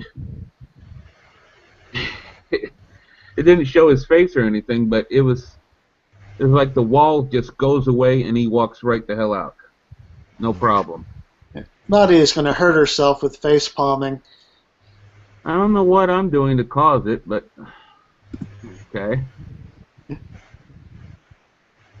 It was the Mythbusters who came up with the theory, and I just happened to like it. Now, I wasn't aware that the construction of the Hindenburg included both aluminum and iron. But in Yeah, fact, I don't know why you would build a frame for a lighter-than-air aircraft out of iron. Because aluminum is about 11% stronger for its mass, roughly. That's an approximation. At least that's the figure I remember. I'm sure Hitler had something to do with it. He threw extra weight on everything. The Panzer tank was supposed to be about 10 tons lighter. Oh, you should have. When he was done designing the Ferdinand, the damn thing couldn't go up hills without bursting into flames. He had such a penis envy thing going. That damn idiot. But getting back to hydrogen, GM's done some interesting things with concept cars. The whole design's incredible. Yeah, there's some incredible concept cars. They've just got to figure a way out of bringing them to market, you know, because the thing is, people want to pay less for their cars now. They don't want to pay more. Yeah, it's an old argument. They won't make the car unless the fuel companies make the fuel, and the fuel companies won't make the fuel unless they make the car. They got to get their heads out of each other's asses and just start working on it. It's the old argument.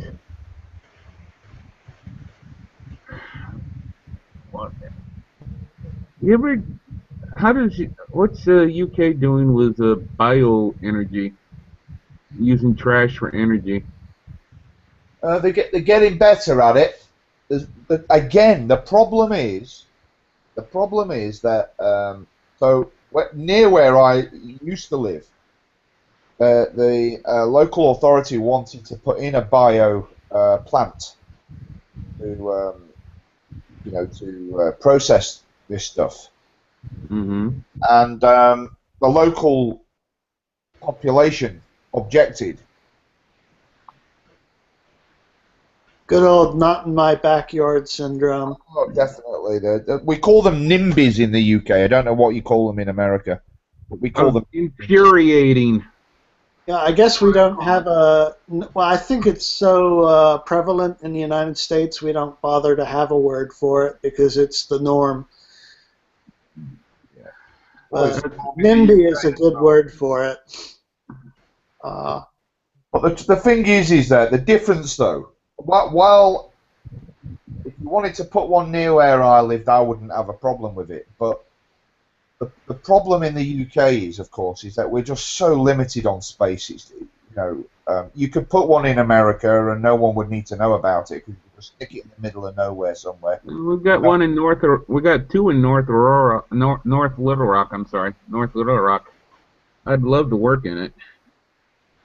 Yeah. Of course. That's pretty much on the north side of the moon for me because all I have is a scooter. Well, the biggest issue, of course, is space and where you put them and how the impact on the local community. Yeah, and I'm guessing David Cameron doesn't produce enough hot air like Obama. He produces his own fair share of that, to be honest. But waste management. They all talk a good game, don't they? These politicians. Waste Management is a company I did some research on. Their use of arc furnaces to help process the gases that comes from burning the trash. Right. They get paid for getting the trash. Yeah. They get paid for recycling the trash. Right. Everything else gets tossed into the arc furnace. They siphon off the gases. They can turn 30 tons of trash into a quarter ton of super dense carbon, which then they sell for road construction. And the gases they siphon off They burn it and power the plant with it. So that is so fucking brilliant. I don't know why it's not more widespread. Well, You know what? They stole that idea from the moonshine industry. You know how when with moonshine made from corn, they use the corn stalks as fuel. all right. Yeah. But unlike the moonshine, there's nothing coming out of a bioplant that I want to drink. You want to drink moonshine? Well, yeah, I haven't drank in 16 years, but I occasionally still get the urge. Yeah, like me, I've not had a drink in a long time. I just have to remind myself what happens when I do, so Right. that normally kills the urge. Right, you don't handle it well then. No, Yeah, it feels my depression. Right. Yeah. I've always been the more violent sober than drunk. Right. Drunk, I don't remember doing anything other than 2 incidences doing anything bad drunk. I was normally the very, very quiet guy who liked to keep himself. But I thought for a long time it was just trying to keep my rage in check. It was helping me keep my rage in check. No, it wasn't. What it was doing is just numbing me so much. And when you're so numb, you don't feel anything. That's not a good thing. That's depression. Right. Oh, and you can sink so deep into that. To the point where your life is just existence and there's no joy. I did not want to go back to that. No, you certainly don't.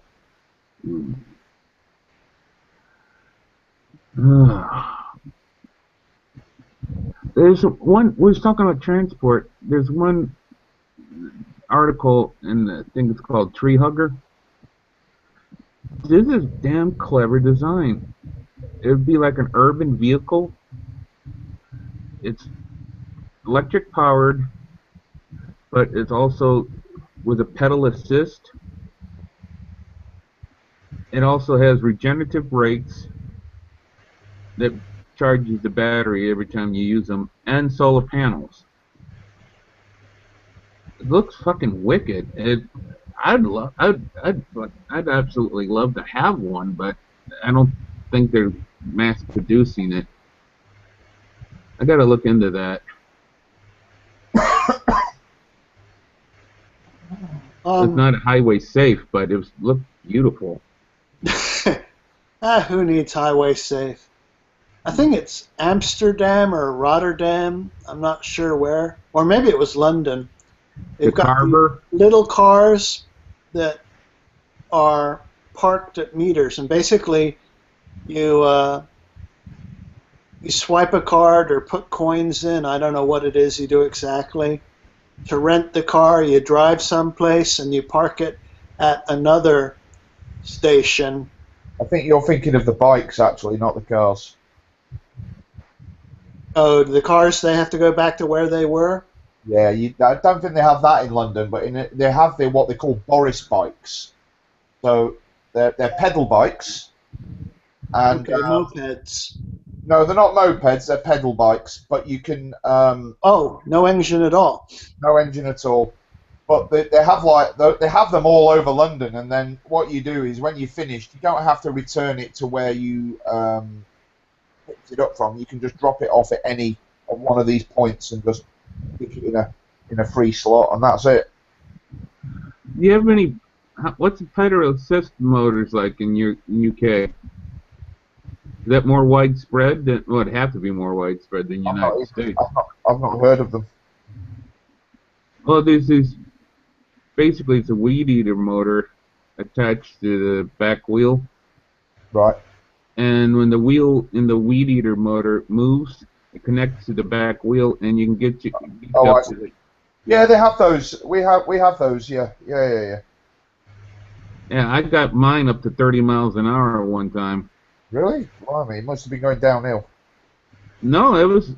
I had it up to the 21st gear with a 50cc motor, and I was pedaling. I was pedaling so hard, I didn't even have resistance at one point. I was just, oh, it was fun. It was stupid as hell because the bike was not designed to go from 30 to 0 without me hitting something. Yeah.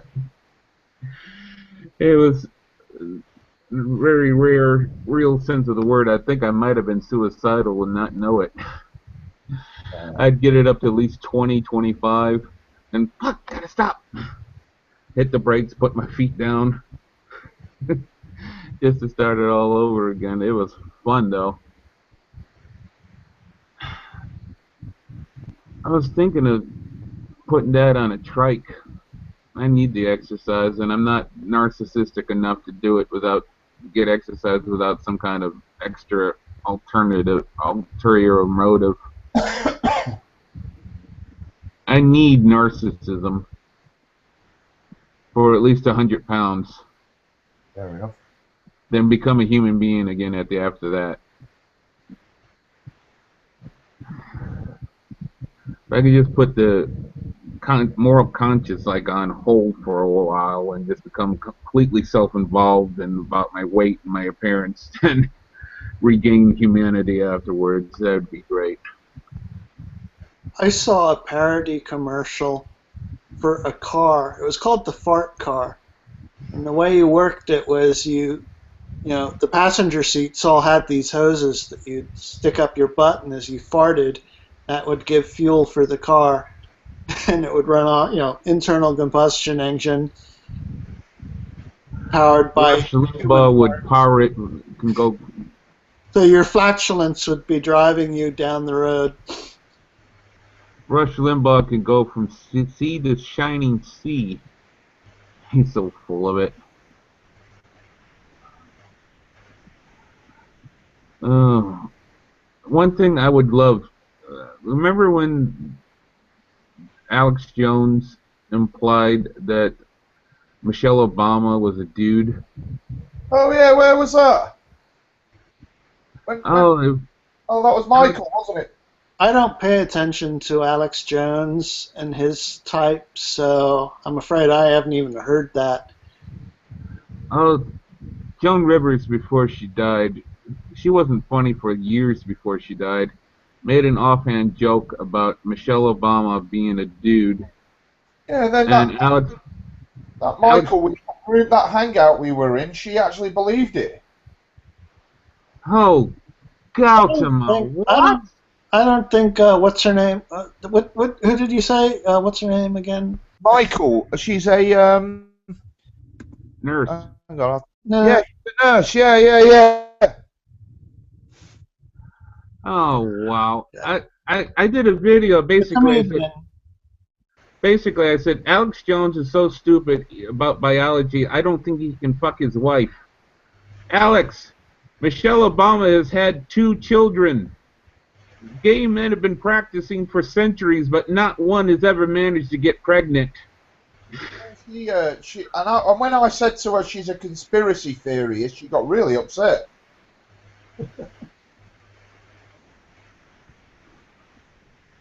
If she actually believes that, she's an idiot. Well, she thought as well that you know, all these conspiracies about the Twin Towers and all that. She would anyway. Oh, I am beyond sick of the so-called 9/11 truthers. Because I mean, I've seen. It's one of the. Okay, I mean, I was kind of close enough to it to. Well, watch it on TV. Yeah. But, I mean, I was rather interested in it because I had friends in the stock market industry, you know, brokers. Yeah. So it kind of grabbed my attention, you know, serious business there. Anyway, I've seen every single video of the planes hitting the towers. I've seen the videos and reconstructions of the plane hitting the Pentagon, and all that all the related video. I've read the 9/11 report. I mean, I've gone through it all, and honestly, there is nothing in there that justifies the Paranoia? conspiracy theories that surround it. I mean, even with World Trade Center 7, you know, they keep saying, you know, controlled demolition. It's like, no, no, no, no. That building was on fire the whole freaking day. Listen, I don't doubt for 1 minute that George Bush Jr. and possibly even Senior are as dodgy as they come. But I don't believe for 1 minute they orchestrated the attacks on the World Trade Center. You've only got to watch the video because he was in a school, wasn't he, when one of his broke the news to him. And yeah, he was on live TV, and it's like they told him at the first one. It's like, okay, possibly an accident. Yeah. The second one, of course, removed all doubt. You know, and you could see the terror on his face, couldn't you? Yeah, it's like, oh shit, something is really going on here. It's like, okay, time to go. Yeah, I could believe George Bush Jr. and Sr. sit down to Sunday breakfast of live puppies, but I don't think they'd be destroying the Twin Towers. I mean, damn, that is just so stupid. One big-time conspiracy theorist is Art Bell, and even he wouldn't touch that shit. Yeah. He had the guy from Popular Mechanics who debunked all the conspiracies on one night, and he was reading emails, and there's this one conspiracy nutter that named Jeff Rentz. I despise him because he's anti-Semitic. I despise the ground that he pollutes when he walks on it. And he goes, oh, guy who you haven't come on is his mother's Jewish, so we know she's into Mossad. I told you about that, Paul. I don't remember you talking about that. No, well, you had your podcast, and just because someone's Jewish, this Jeff Rentz conspiracy asshole thinks that they're Mossad. Well, no. Now, I remember specifically, though, I think it was Nova, but some program did an interview with the actual architect of the Twin Towers. Yeah, I saw that. And his office at the perfectly, didn't he? Yeah, his offices at the time had a view over the former site of the World Trade Center, you know, and so, and he was still, at the time of the interview, emotionally shook up about the whole affair, because one of the things about the design was they engineered the Twin Towers to survive an impact from a Boeing 707, which was the world's largest aircraft at the time. Yeah. And although there were shortcuts in certain areas, for example, the application of the fire insulation to the floor beams. I saw that. That would have been blown off in the initial impact. It's fireproof, not shockproof. It all fell apart like eggshell.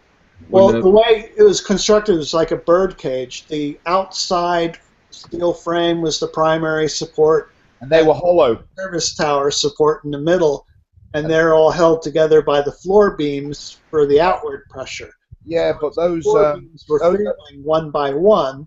There's a point where suddenly there's an insufficient number of them to keep the building from essentially bowing out and then just pancaking.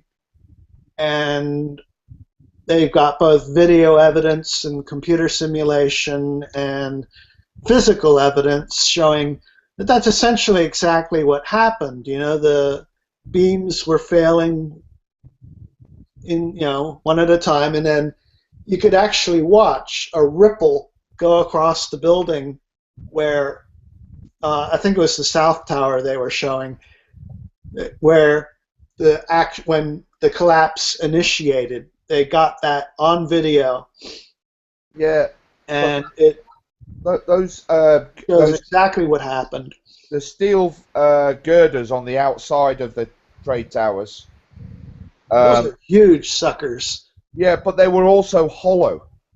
So what they thought was that when the planes went in, their ignited aviation fuel went down into in the hollow bits of those steel girders and Well, melted. they were I-beams. They weren't hollow other than that.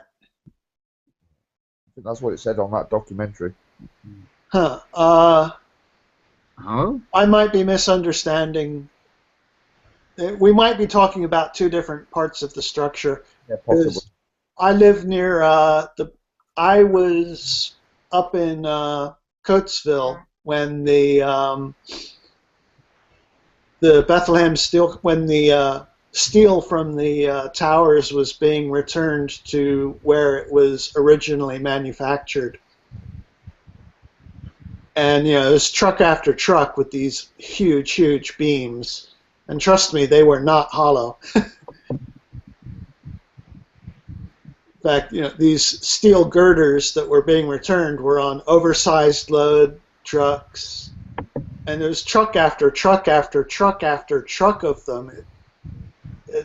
There's a video on YouTube. I mean, a number of videos on YouTube.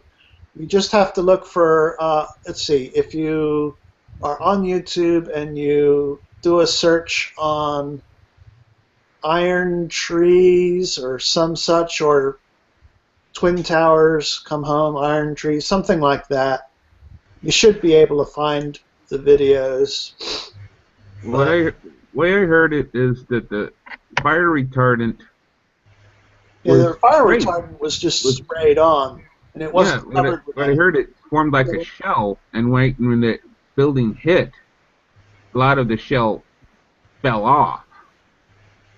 So it wasn't serving its purpose anymore, and then eventually between the fire and the impact, as each floor went down, all the air had to go somewhere, so it went out, and that's why it looked like it was explosives going off. That's just the air finding its release point. Yeah, well, when all those rivets shear, also, I don't know if you've ever heard a series of rivets fail all at once, no, or in rapid succession. It sounds like explosions. For example, this is from an entirely different industry, but when Boeing was testing a wing to failure, the root of the wing was attached to a machine to measure the strain on it, and there was a hydraulic arm that was basically raising the wing.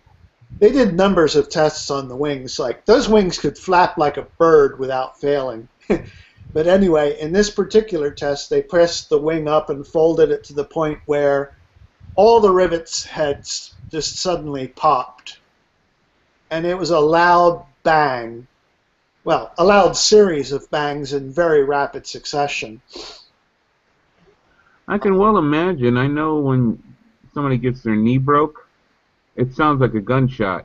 Yeah. And that happens with a knee. Just imagine what something dense as metal. Well, yeah, in the case of the World Trade Centers, you got to look at the potential energy of all that concrete and steel coming down. I mean, yeah. Not necessarily. I mean, it's a small nuke.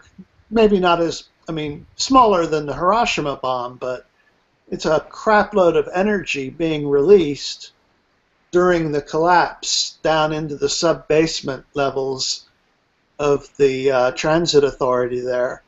It was... What drives me to the point of homicidal rage when they say, "Oh, I see that? It was all explosives going down." I try to explain to them that 12 people each year die stupidly because they think the windows in the big buildings like that are so tough. They run into them like an example. See, this is really tough. And then the window goes out and the person goes with it.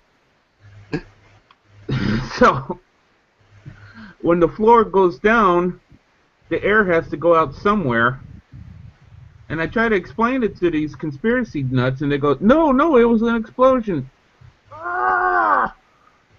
Yeah, you're right. It's, in fact, and the concrete being pulverized, blowing out sideways, you do not want to be in its immediate path.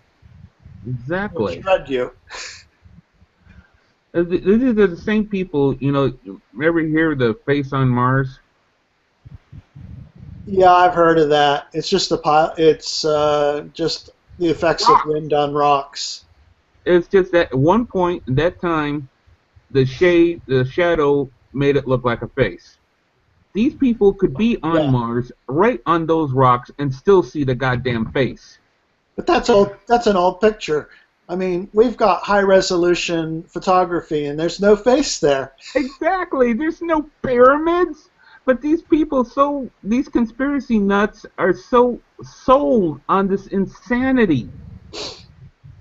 That's what pisses me off. There's a lot of information from Mars there, and now we got MAVEN orbiting Mars, measuring and looking out to see what happened to the early Martian atmosphere, because it's pretty much a given that there was liquid water on Mars. Although some of it was far too saline for life as we know it to evolve, there's other places where that's not the case. And one of the drill holes that Mars Curiosity drilled released methane.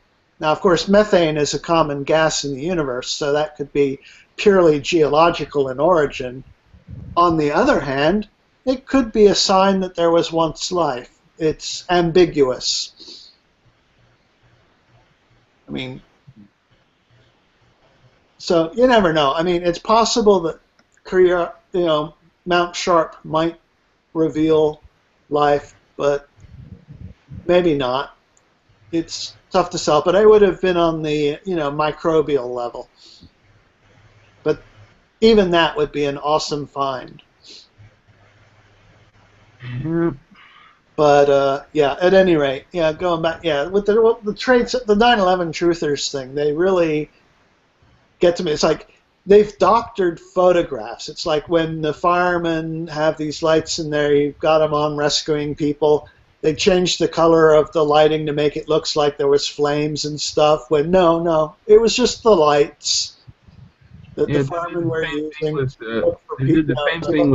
to rescue. They did the same thing with Waco. There's this one part when the armored vehicle goes into the wall and it comes back to make a breach, so rescue workers, people can try to rescue the people in the compound.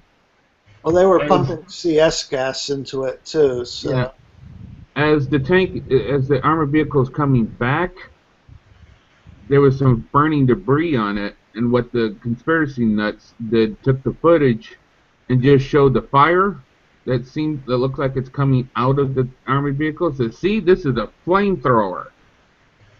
But 2020 said, "No, look," and they showed the whole video footage of it, and said, "No, that's just burning debris."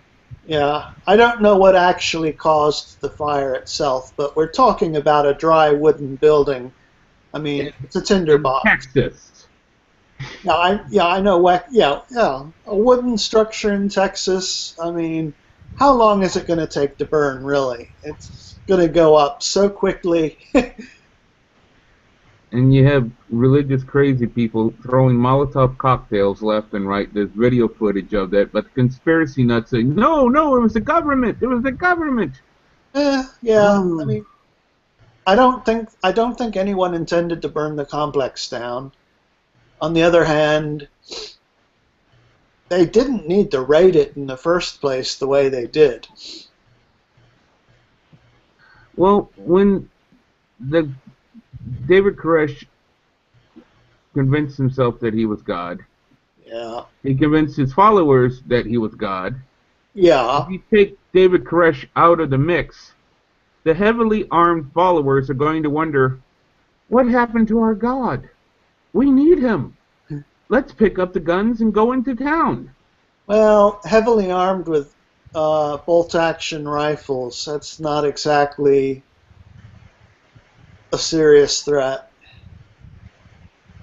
I heard some of They never found any evidence of machine guns or anything like that. I mean, they had any weapon they had on the premises was totally legal.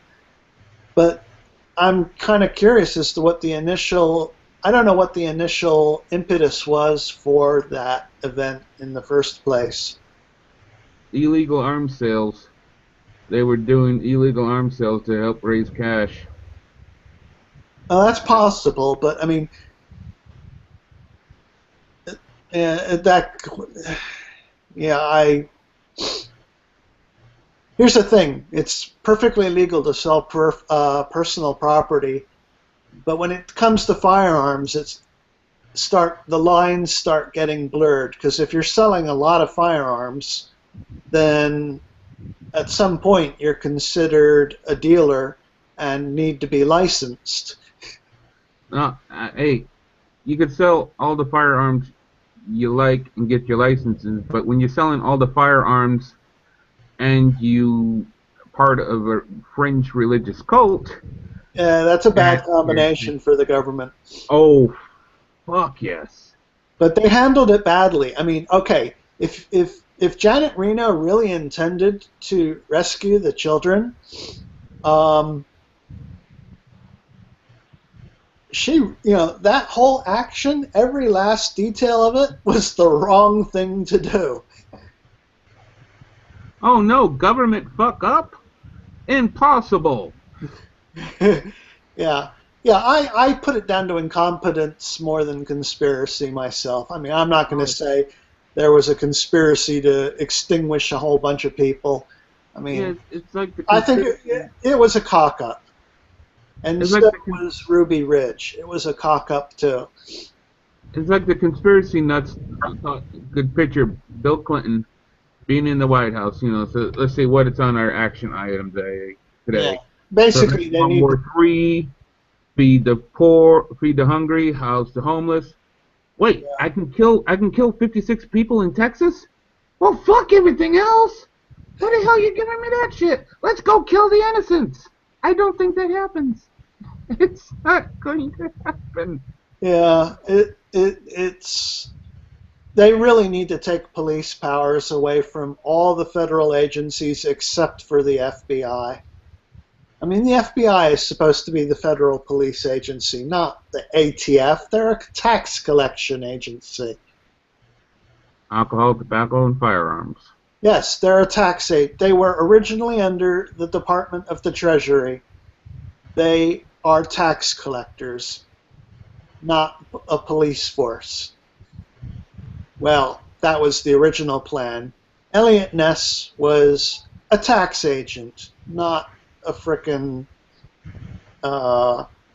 he's not what the romantic notion of him in The Untouchables was. Oh, nothing is. No. But I did like the movie. The end when Kevin Costner throws the guy off the top of the building. I haven't seen the movie. I've seen some episodes of the TV series, in reruns. Oh, the movie was great. It has nothing to do with reality, but the movie was great. Well, the TV series had nothing to do with reality either. This guy killed Kevin Costner's best friend. He tells Kevin Costner, he screamed like a pig.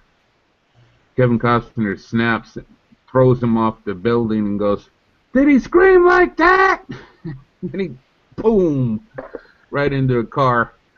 At the end of the movie, Kevin Costner's lieutenant goes, "Where's the guy?" And he goes, "Oh, he's waiting in the car." I have a dark sense of humor.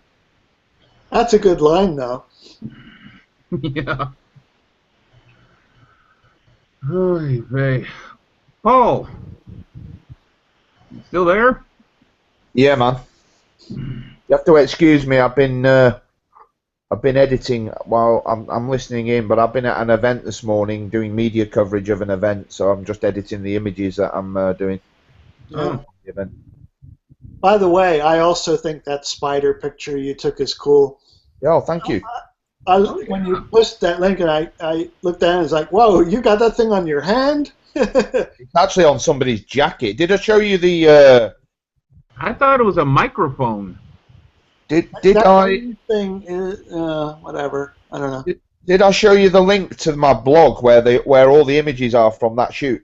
Yeah, you did, and I was surprised to see that spider was on somebody's hand. Yeah. Most people have arachnophobia, you know. Yeah, I don't mind spiders. It's snakes I don't like. And in April, because it's a monthly podcast show, what was behind all that? And in April, we're actually going out to look for snakes. So I'm not going to be too happy about that one.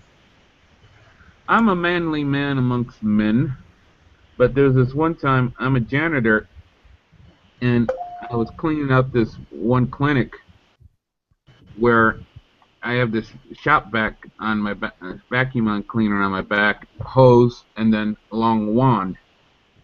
I see this scary looking damn spider. I mean, it was pretty good size to it. So I thought nothing of it. I whacked it with the vacuum cleaner. It disappeared. I went from hard floor to carpet, so I had to change the adapters. I took the hard floor adapter off. The spider came and crawled onto my hand, and I screamed like a little girl. I mean, damn. The spider was probably like, "What's your problem with me, dude? All I do is go around hunting insects and eating them for a living. I help you out." I screamed like a little girl, and then I threw the thing away, threw the thing down on the ground. It was so big that when I stepped on it, it crunched. Ooh. Yeah, I had a tank crew in it. It was that big. Well, see, I had to kill it because in a clinic, people are already sick to begin with. If they get a spider bite, it's not going to make them any better. Yeah, that's true. I got bitten by some kind of spider. I don't know if I think it might have been a recluse. I got a little tiny scar on my knee from it still. But, oh, and it's a good thing Brett's not here. He'll be saying, oh, because Brett's been making fun of the various things that have happened to me. See, in the UK, we don't have any indigenous spiders that bite. Yeah. Well, it's actually the brown recluse is like the most poisonous spider, I think, in North America. But the only way it's going to kill you is if you have an allergic reaction. Yeah, of course. Black widow, same way. Yeah. I mean, well, and I mean, I actually when I was in Florida, I captured a few black widows. Cool, but unfortunately, they died. I would have loved to have figured out how to keep them alive and somehow harvest their spider web material. Because, well, I mean, companies like Zeiss and whatnot have used the web from black widows for reticles in optics, because it's like this really fine material and it's good for that. But spider silk is really, really, really strong. Yeah.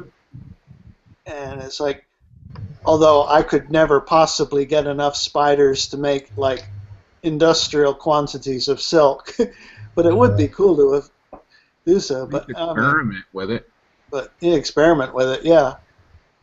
My mom came back from Mexico one time. This is before I was born. She said she just put her suitcases down in the basement, and she went to bed. That she was so tired when she got home that when she woke up, she went downstairs. There's a spider shaped like a teardrop.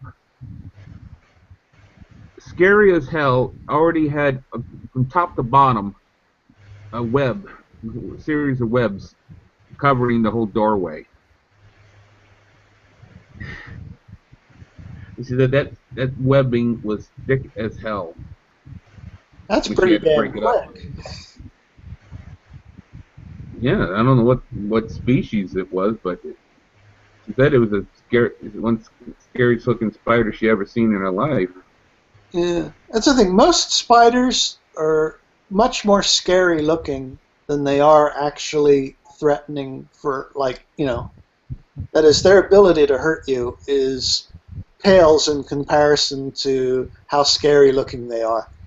Like with tarantulas, for example, they're pretty much incapable of biting you. And in fact, you know, people keep them as pets and let them crawl on their arms and whatnot. But if you drop one 3 feet onto its back, you probably will fatally injure it. The only spider I ever heard that could kill was in Australia. Well, in Australia, everything is poisonous. I'm still waiting for them to reveal where a kangaroo keeps its venom spikes. And the koala bear. The koala bears, they're really cute, but I bet you they're venomous too. The way I hear it, most Australians in this part of Tanzania, I think it's called Tanzania. No, Tasmania. Tasmania. It's a part of the daily ritual. Before you put on your shoes, you have to shake out the spider first. Yeah, in Arizona, it's shake out the scorpions. Because the lady that scorpions thing will also make you sick. If you're allergic, it can be life-threatening. The lady that was in the video showed had photos of how it turned her foot black. Yeah, it can happen. Yeah, but that's like the rarest thing possible. Most spider fangs can't even pierce skin. Yeah, daddy longlegs is apparently very venomous, but it has no ability to bite you. Yeah, it's just too damn small. At least fangs are.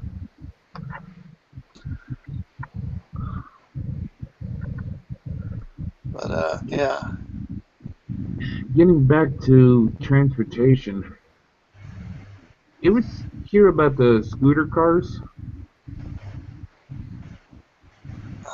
I haven't. I'm not familiar with the scooter cars. Now, I was sure there was this thing about these pay cars, little cars, like the smart car. Probably talking about the G-Whiz. But I remember something about that in England.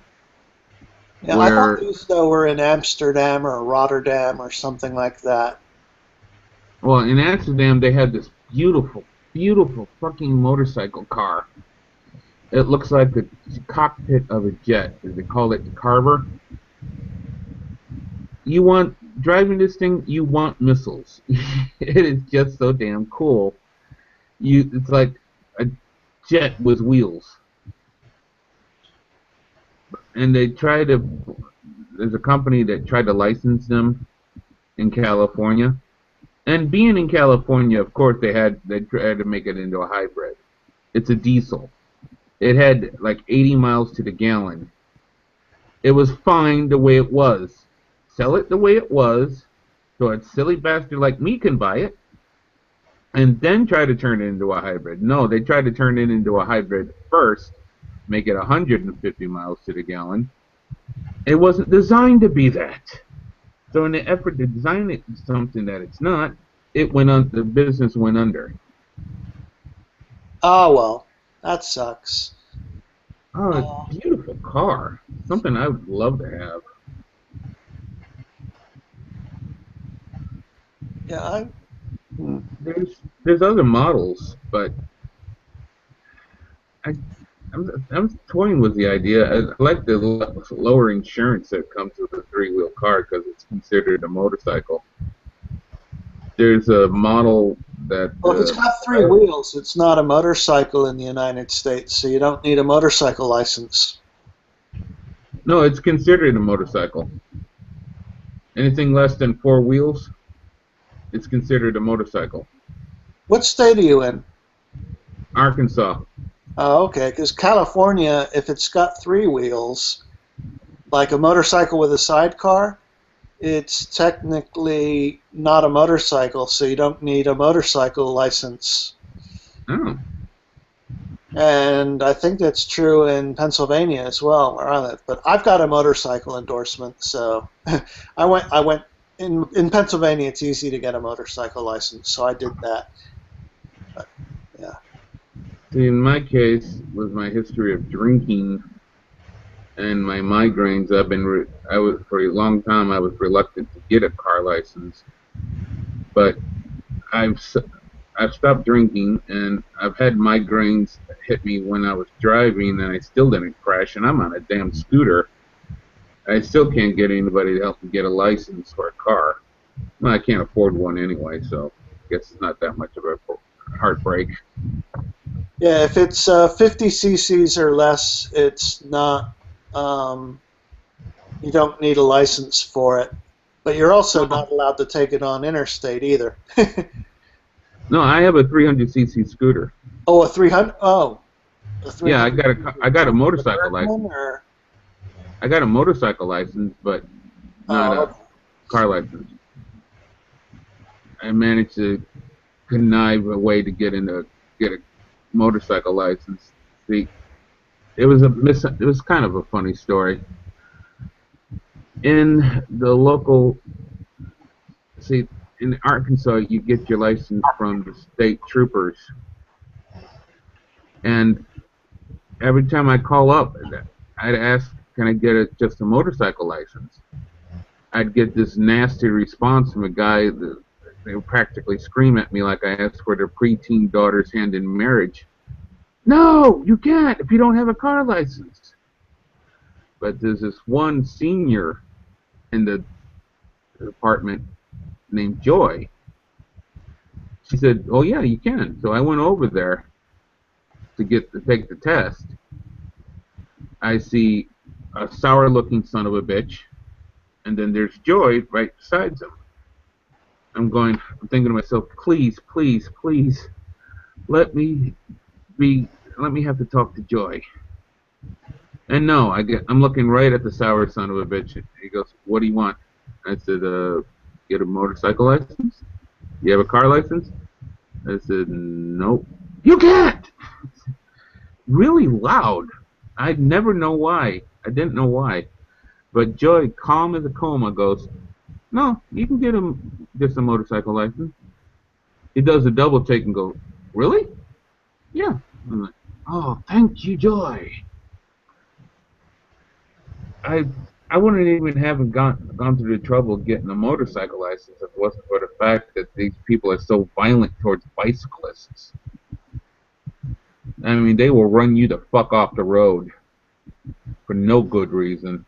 Oh, in my state, that's a big no-no. Bicyclists have the same right to the road as everyone else in my state.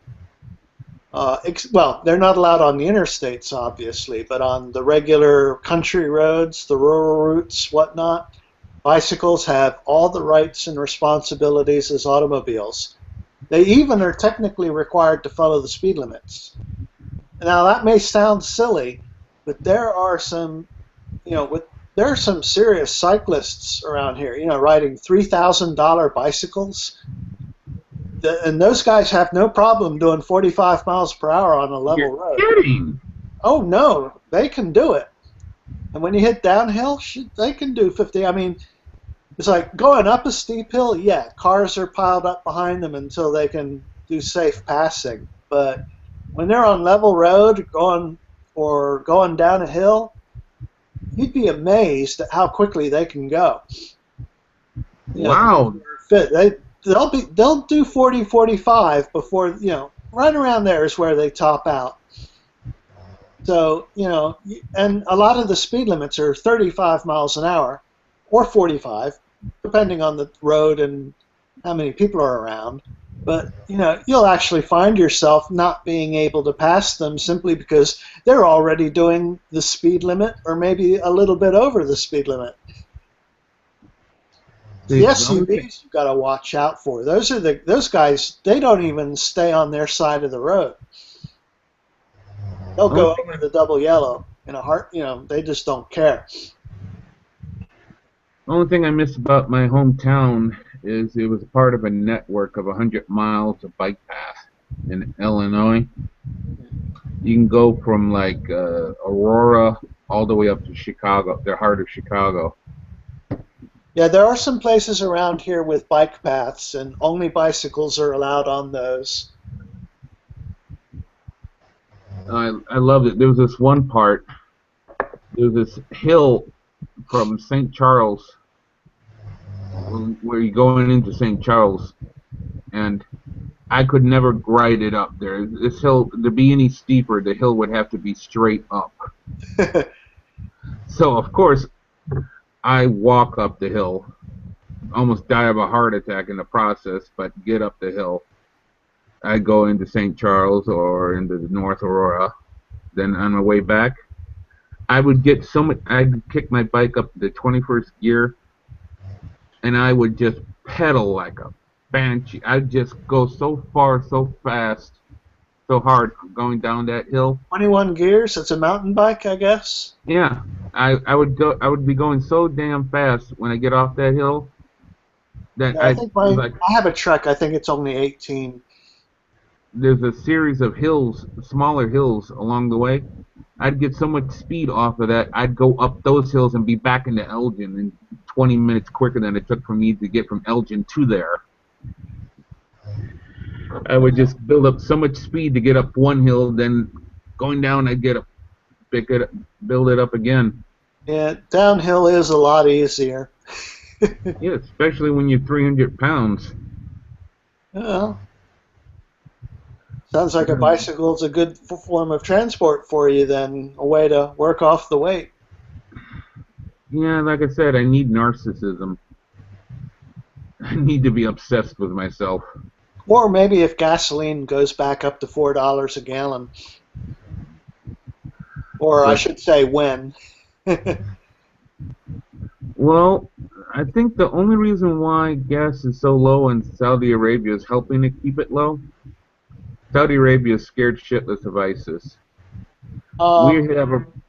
We have a problem. They're not afraid of ISIS. No, it's not ISIS. What's keeping the fuel prices down is a combination of, I think they're trying to punish Russia and for the Ukraine thing, because Russia's gets a huge amount of money from, they're a big oil exporter. Exactly. Also, and natural gas. And also there's the alternative energy industry, which basically loses steam when the price of gas drops. Yeah, so what I was thinking was Saudi Arabia wants help with ISIS. Saudi Arabia wanted America to invade Iran. Saudi Arabia wants America to do all its hard work so it doesn't lose face in the Arab world. Yeah, it's kind of ridiculous, really, because Saudi Arabia's got the largest military over there. And it's all U.S. equipment, too, top of the line. But if they actually started playing the bully, that would cause such a schism because they have the heart of Islam in their country. Well, there's Sharia law. Yeah. Saudi Arabia is probably the most theocratic state in the world. But they practice Sharia law. They're probably far more religiously conservative than Iran or Egypt or anybody else was. I was thinking what probably is the case is we want help against Russia. They want help against ISIS. America is producing more oil. China is going after oil that we wouldn't touch because it's too much of a pollution problem, but they don't give a shit. We lose a couple of million Chinese, that's just population control to them. Also, they don't China give a damn. produces a lot of coal. Yeah. So that's all the extra oil plus plus Canada's tar sands, and with ethanol, it just produced so much more oil that the market's flooded now. But as soon as Saudi Arabia wants to, they could drastically cut back. Yeah, they could, but Venezuela, they're going to be losing. I mean, yeah, they could. I don't know how big of an influence they would actually make, to be honest. if they get Venezuela to come join in, Saudi Arabia is the biggest oil producer outside of Russia. They could make an Yeah, what's the influence, and they United could States? Like 3 or 4? Because the United States produces a lot of oil. now, yeah, more so than before. Oh yeah, well, Now that not they to got with the mention, fracking, not to mention our technology that is why Saudi Arabia and Kuwait were able to produce so much oil.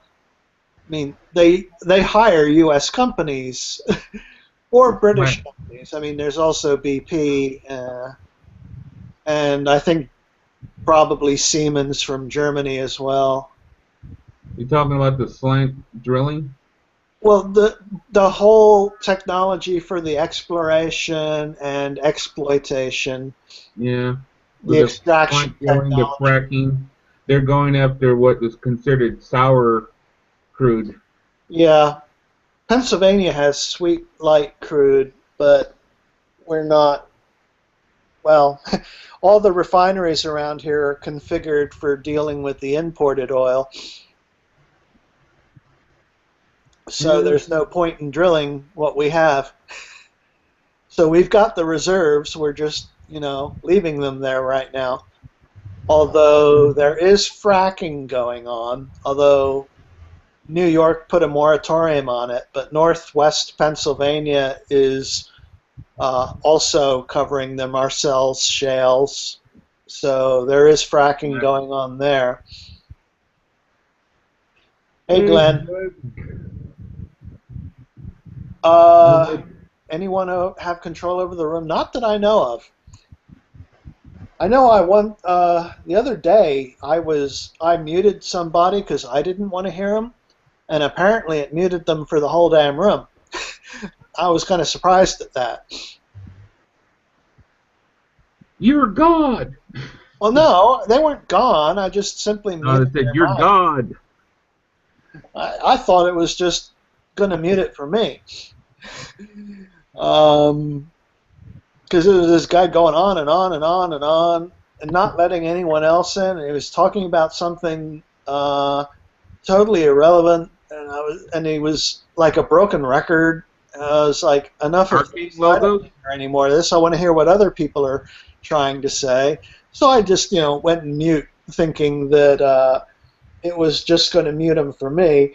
And other people are like, oh, thank you. I was like, what?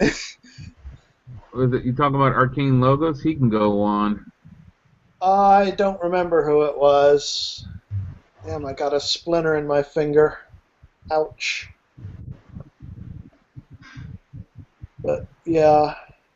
And of course, I routinely mute myself. Like, when I'm not talking, I mute my mic just to avoid extraneous noises. It's just habit. I gotta get into that. I think I'm gonna go to bed. Nice talking to you. Okay, good night.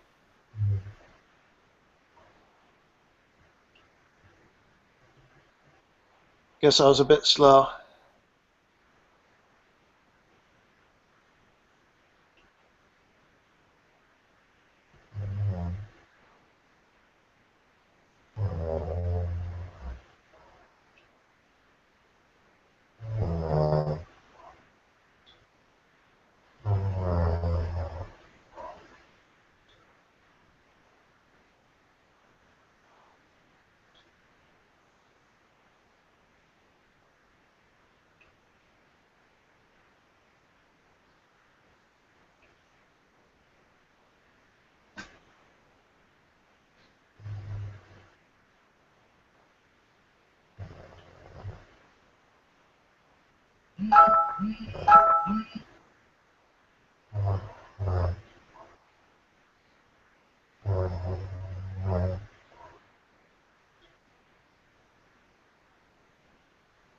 How the hell does a little tiny splinter hurt so damn much?